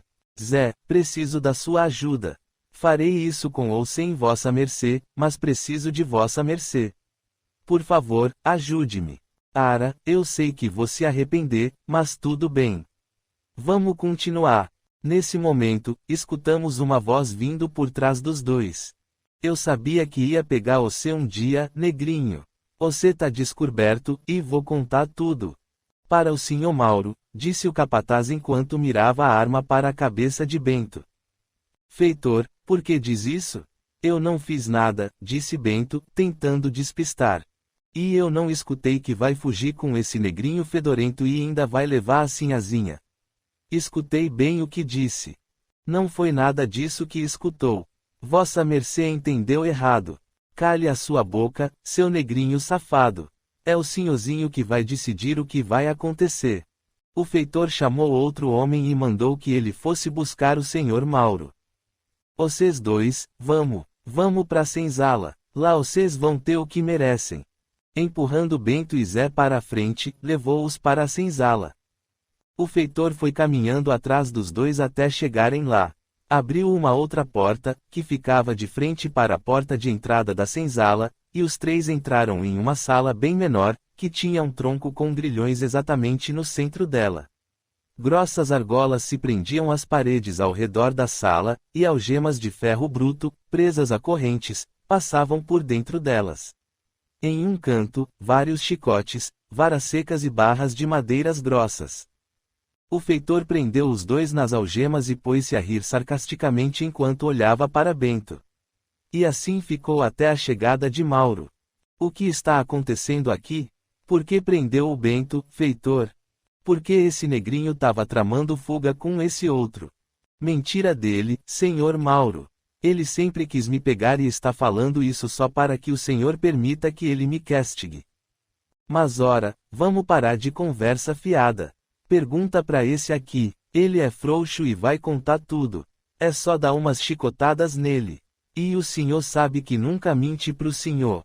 E também sabe que é verdade, que sempre quis pegar esse negrinho, mas porque sempre soube que ele não presta, disse o feitor.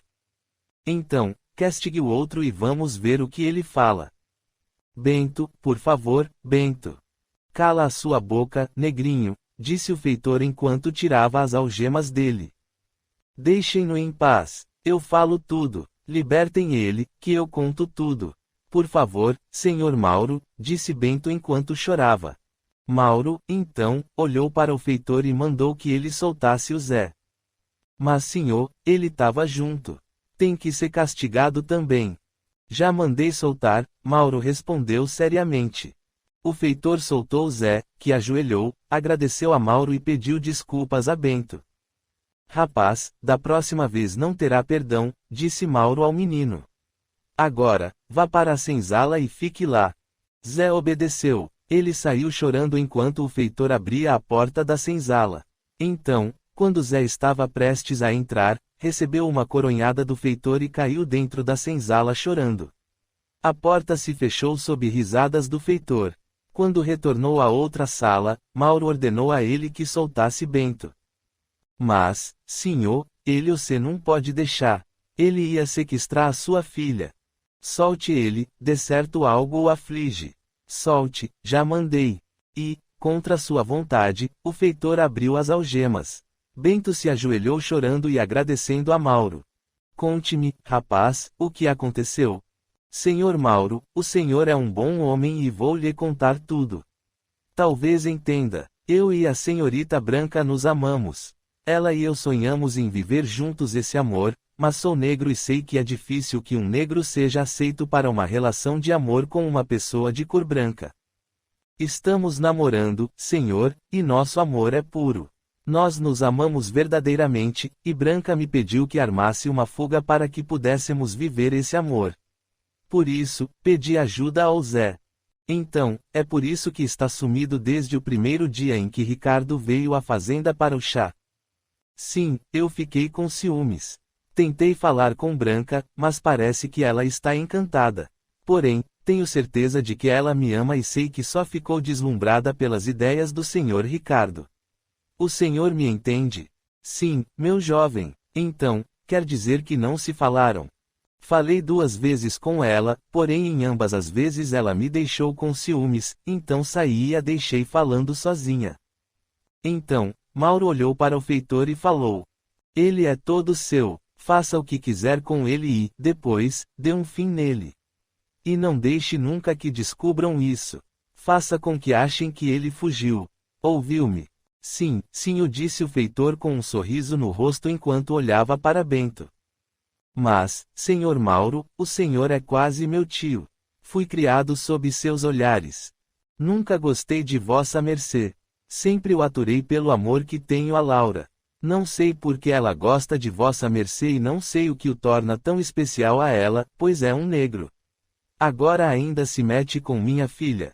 Não permitirei isso. Não acabará com o futuro dela nem com o de minha família. Branca achará que, entristecido, foi embora. Ela se entregará a Ricardo e me dará um neto varão e meu sossego tão merecido. Mas, senhor Mauro, a senhora Laura ficará triste com a minha ausência.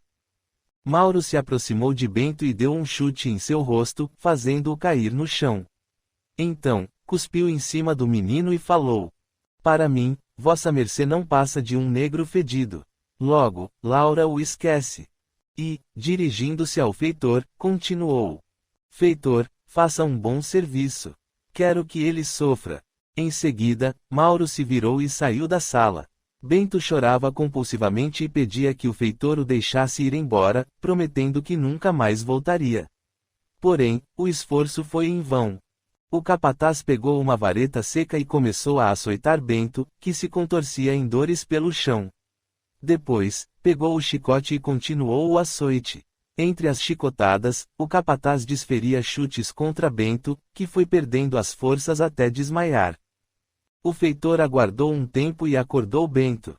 Depois, continuou açoitando-o por mais algum tempo e o prendeu ao tronco. O feitor, então, foi embora, deixando Bento preso para dormir. No dia seguinte, o feitor tirou Bento do tronco e o prendeu nas algemas da parede. Em seguida, entregou uma papa marrom clara e água. O jovem comeu, e, depois de mais um bom tempo, o capataz voltou a colocá-lo no tronco e a açoitá-lo até que ele desmaiasse novamente. O sofrimento permaneceu dessa forma por alguns dias, até que o capataz pegou Bento e o enrolou em uma coberta suja. Depois, dirigiu-se a 2 homens e falou: Carreguem ele e venham atrás de mim. Os homens obedeceram e seguiram o capataz pela mata até chegarem a um ponto distante. O capataz mandou que cavassem um buraco. Nesse momento, fechei meus olhos porque sabia que não ia querer assistir aquilo. Então, escutei Bruno falando: André, sinto muito que tenha que passar por isso, mas é importante que veja. Precisa relatar tudo. Abri meus olhos e vi os homens cavando o buraco sob os olhares do feitor. Vi Bento desacordado, mas mexendo-se de vez em quando. Quando os homens acabaram, o feitor enrolou Bento no cobertor e o jogou dentro do buraco. Escutei o gemido de Bento após o impacto, ao começarem a jogar a terra sobre ele. Então, escutei uma voz sofrida, com dor e angústia. Pelo amor que tem a Deus, não façam isso comigo.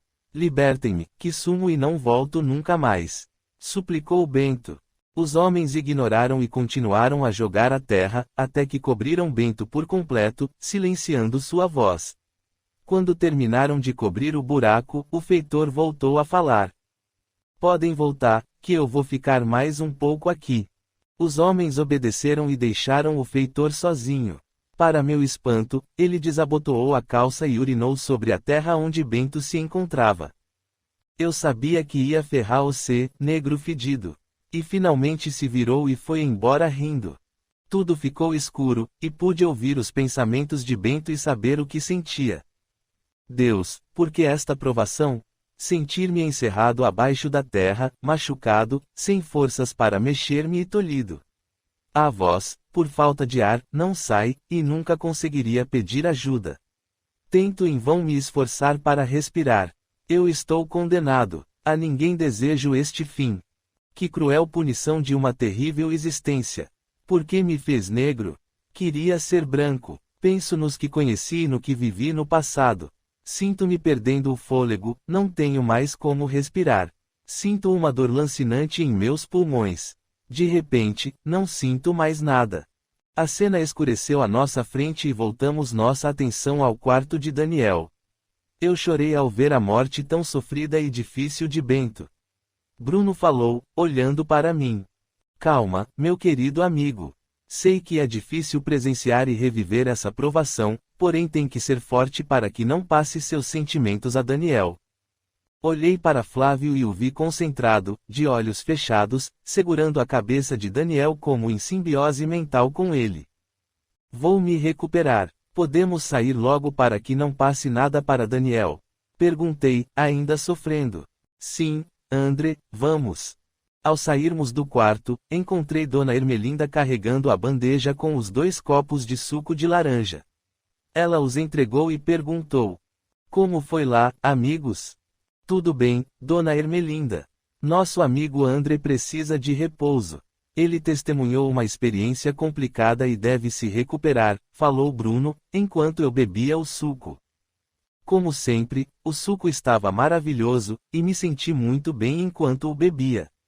Dessa vez, perguntei a Bruno enquanto ele também bebia o suco. Bruno, por que sempre bebemos esse suco? Ele é tão bom.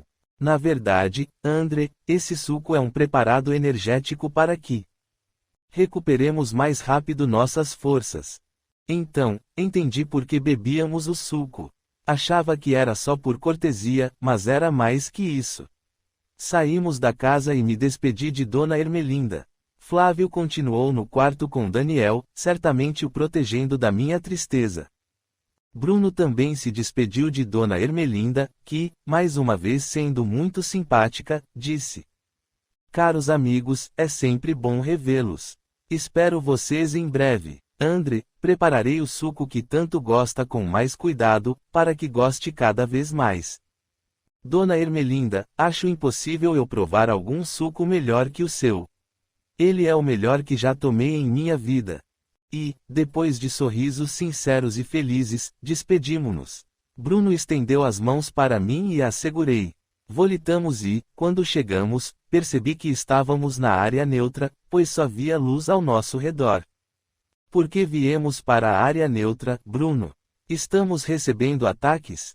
Hoje não, André. Estamos na área neutra para que possa se recuperar melhor. Hoje é por sua causa que estamos aqui. Realmente, eu estava me sentindo muito melhor, se comparado a poucos minutos, quando voltamos da sessão de regressão. Posso lhe perguntar algumas coisas, Bruno? Lógico que sim. Por que Branca se desinteressou rapidamente por Bento? Branca não se desinteressou. Na verdade, ela tentou, por diversas vezes, falar a ele o que sentia. Só que, às vezes, o ciúme, a raiva e outros sentimentos ruins nos impedem de enxergar um palmo à nossa frente e nos fazem agir de modo que não deveríamos. Se Bento houvesse ao menos escutado Branca, nada disso teria acontecido.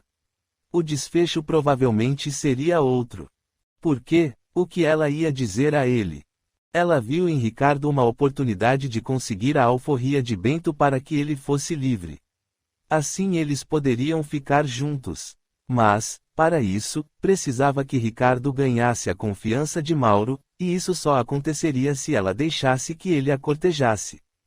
Ela tentou dizer isso a Bento, só que, cego pelos maus sentimentos, ele não a deixou falar. Branca realmente amava Bento e não queria nada com Ricardo. Então, Bento foi praticamente o culpado pela própria morte. Bento foi morto por ordem de Mauro, que, provavelmente, iria fazer isso de qualquer forma, pois o seu espírito, inconscientemente, não esqueceu os problemas da outra vida. Ele levava uma vida de aparência para que Laura não percebesse, mas nunca gostou de Bento e queria vê-lo pelas costas. Na primeira oportunidade que teve, fez o que não deveria fazer. Porém, em outras oportunidades que apareciam, ele o faria de qualquer forma por conta do sentimento de rancor e mágoa que guardava dentro de si. Como ficaram Laura e Branca após os acontecimentos? Branca se entristeceu muito com a partida de Bento e deixou que Ricardo continuasse a cortejá-la. Depois de algum tempo, Branca o aceitou e viverão uma vida de felicidades. Ricardo foi muito bom para Branca. Laura se entristeceu muito e adoeceu, pois tinha em Bento um verdadeiro filho. Nunca aceitou sua partida. Viveu assim, lembrando-se sempre de Bento. E Mauro nunca se arrependeu do que fez. Bruno, fiquei pensando em algo. Mauro era Abá, não é verdade? Sim, André, você se lembrou bem. Mauro, em outra vida, era Abá. Mas Branca, que foi Bernadette, aproveitou a reencarnação para perdoar Joaquim, hoje Bento, não foi? Sim, Branca conseguiu perdoar Joaquim, que foi Bento nessa vida. E Bento, que teve uma vida de muitas dificuldades, estava tendo a oportunidade de aprender em sua nova posição de vida. Essa morte de Bento o fez sofrer por erros de maus tratos a negros em outras reencarnações. Porém, que nessa encarnação era Mauro, não conseguiu esquecer as mágoas de outra vida, tornando-se uma pessoa falsa e vingativa. Ele acabou com a vida de Bento por achar que este atrapalharia seus objetivos e também por nunca ter tido empatia com ele. Na verdade, ele só o suportava por causa de Laura, que reconheceu a alma de seu pai em Bento e o amou por meio da simpatia entre seus espíritos antes mesmo de amá-lo como um quase filho. Então, podemos dizer que, se não fosse por Mauro, provavelmente essa vida teria servido para o resgate dos erros contraídos na outra vida. Nunca podemos afirmar ao certo, por causa do livre-arbítrio, mas, sim, tudo caminhava para o resgate, disse Bruno. Mas, para Mauro Serabá, ele reencarnou em aproximadamente 4 anos. Isso não é muito pouco entre as encarnações. O tempo, na erraticidade, não é fixo. É possível permanecer meses, 1 ano ou 1 milênio. Tudo varia de acordo com nossas necessidades. Bruno, ficamos mais tempo na Terra ou nas colônias do plano espiritual? A tendência é que permaneçamos mais tempo desencarnados, por questões de disponibilidade para as reencarnações. Há algo em torno de 20 bilhões de desencarnados no plano espiritual. Por isso, acredite, os encarnados têm uma oportunidade incrível. A oportunidade da vida na matéria deve ser muito valorizada, até porque muitos estão à espera da reencarnação. Mas não perdemos tempo, esperando tanto sem reencarnar. A evolução não é exclusividade da vida na Terra. Acontece nos 2 planos. O espírito evolui também nas colônias espirituais, contanto que trabalhe para isso, auxiliando os necessitados, e se instrua para não ficar estacionado espiritualmente. O que mais pode influenciar para que o espírito tenha novas chances mais rapidamente? As necessidades dos espíritos. Comprometimentos espirituais graves, erros cometidos durante as encarnações que afetam a muitos, necessidade de um retorno breve, conforme já comentado. Um trabalhador que vá à Terra para tarefas em favor do bem comum poderá permanecer muito tempo na espiritualidade, até mesmo séculos. Um famoso caso é o do nosso irmão Chico Xavier, que não precisa e não precisava reencarnar, porém o fez para aliviar as dores de outros, ensinar a muitos e levar a esperança e o discernimento às pessoas. Ele o fez por amor ao próximo. Então, ficamos mais tempo desencarnados? Sim, além de considerar a disponibilidade da reencarnação, a vida na Terra é como uma escola. O tempo em que se passa na escola é sempre inferior ao do restante do seu dia, quando se ocupa com outras atividades. E quem decide quem reencarna e quem não reencarna? Depende. Os que possuem uma maior evolução, que entendem suas responsabilidades, podem pleitear seu retorno. Espíritos que possuem uma menor evolução são orientados por mentores nas colônias. Nesses casos, é mais comum os mentores indicarem as reencarnações necessárias para aquele momento e, com isso, é mais fácil a aceitação para o reencarne por parte dos espíritos que ainda se acham comprometidos com seus erros. Mas e se o espírito se recusar a voltar à vida no corpo físico? Se realmente houver a necessidade do reencarne, os mentores farão a reencarnação compulsoriamente. Mas e o livre-arbítrio?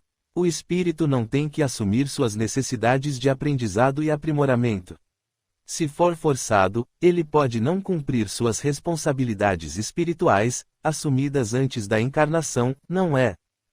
Provavelmente, a reencarnação de forma compulsória faz com que o espírito amadureça também obrigatoriamente, pois não se lembrará de que não queria reencarnar, e as experiências escolhidas, para que novos aprendizados sejam obtidos nessa vida, não serão feitas de comum acordo, e sim só pelos mentores, o que pode ser um fator dificultoso para o espírito reencarnante durante sua passagem pela vida terrena. Quanto ao livre-arbítrio, até para ele há regras. Você, em certas situações, é tolhido do seu livre-arbítrio caso ele interfira num bem maior, como no caso da encarnação de muitos outros espíritos. E, depois de uma pausa, Bruno falou novamente. André, precisamos nos despedir. Desta vez, você precisa de descanso e receberá uma equipe de tratamento para que os pesares do desencarne de Bento não interfiram na sua vida. Fique na paz de nosso Senhor e, quando for a hora, nós nos encontraremos outra vez. Muito obrigado por tudo, meu amigo. Desejo a você toda a paz do mundo e que Deus também o acompanhe. Já estou com saudade. Depois disso, não me recordo de como retornei. Só que, ao acordar, lembrei-me de tudo novamente e estava ansioso para contar a Fernanda sobre o novo encontro, pois já fazia tempo que estávamos esperando pela continuidade da narrativa das vidas de Daniel. Quando contei a ela, ela partilhou comigo a alegria de termos conseguido nos resguardar dos ataques até então sofridos e, consequentemente, colaborar para um novo encontro. Lembro-me exatamente da reação que ela teve quando contei sobre a regressão. Conseguimos, disse ela, em tom aliviado. Conseguimos. Agora, contente com mais esta nova etapa, bastava aguardar a próxima. Capítulo 7. O Ourives. 18 de abril de 2014. Hoje é sexta-feira da Paixão e, daqui a 2 dias, será Páscoa. Meus filhos, minha mãe e eu vimos um filme que adoro sobre a Paixão de Cristo. Não me canso de vê-lo e acho que nunca me cansarei. Emociono-me toda vez que vejo o sacrifício de Jesus para a nossa salvação. À noite, lembrei-me dos encontros com Bruno, pois fazia um bom tempo que não o encontrava e estava com saudade. Então, percebi que, no próximo sábado, finalmente haveria sessão no centro. Após o recesso da Quaresma, enfim estaríamos de volta às sessões que tanto me faziam bem e que me preparavam para os encontros com os mentores e com Daniel. Terminei o banho e fui ler um pouco de O Evangelho segundo o Espiritismo, de Allan Kardec. Mais tarde, fui dormir. Desdobrei e fui à colônia de Daniel. Lá chegando, avistei Bruno, que estava de pé, com seu sorriso de sempre, olhando para mim. Fui até ele e, enquanto o abraçava fortemente, falei: Olá, Bruno. Que saudade de você, meu amigo. Como está, André? Eu também estava sentindo falta dos nossos encontros. Por que não o vejo desde a última regressão com Daniel? Perguntei isso para ele porque, entre os desdobramentos em que ocorrem as regressões, eu costumo encontrar os guias espirituais para conversarmos sobre outros assuntos. Esses encontros são também para que eu e Fernanda possamos obter outros ensinamentos e desenvolvimentos pessoais, por isso ela também costuma estar presente nesses momentos. Durante a Quaresma, tivemos alguns encontros com o Flávio, porém o Bruno não estava presente. André, sou trabalhador do posto avançado onde fica o centro em que você e Fernanda trabalham.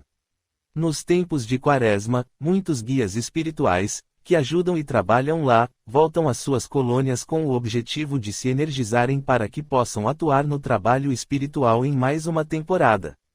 Sendo assim, o posto fica com menos trabalhadores, mas mantém o mesmo número médio de atendimentos. Logo, há muito trabalho a ser feito e menos trabalhadores para cooperar, então acabo tendo muitas coisas para fazer. Por isso, não pude vê-lo. Você também não foi se energizar? Não, André, eu não trabalho diretamente com o tipo de plasma que os guias espirituais que incorporam trabalham e, por isso, não preciso dessa reenergização. Ah, agora entendi, não sabia disso. Temos os atendimentos aos espíritos necessitados no posto avançado, e isso é prioridade. Agora, com a volta dos outros trabalhadores espirituais, posso me ausentar do meu posto. No fim da Quaresma, podemos voltar aos nossos encontros. Que bom! Estava sentindo sua falta. Eu também, caro amigo. Bruno, hoje teremos mais uma regressão. Estamos na colônia do Daniel, não é mesmo? Sim, estamos na colônia da família de Daniel, e hoje teremos uma regressão à outra vida do nosso irmão. Por isso, vamos andando para a casa de Dona Ermelinda. Certo, vamos. Eu já estava ansioso por este momento.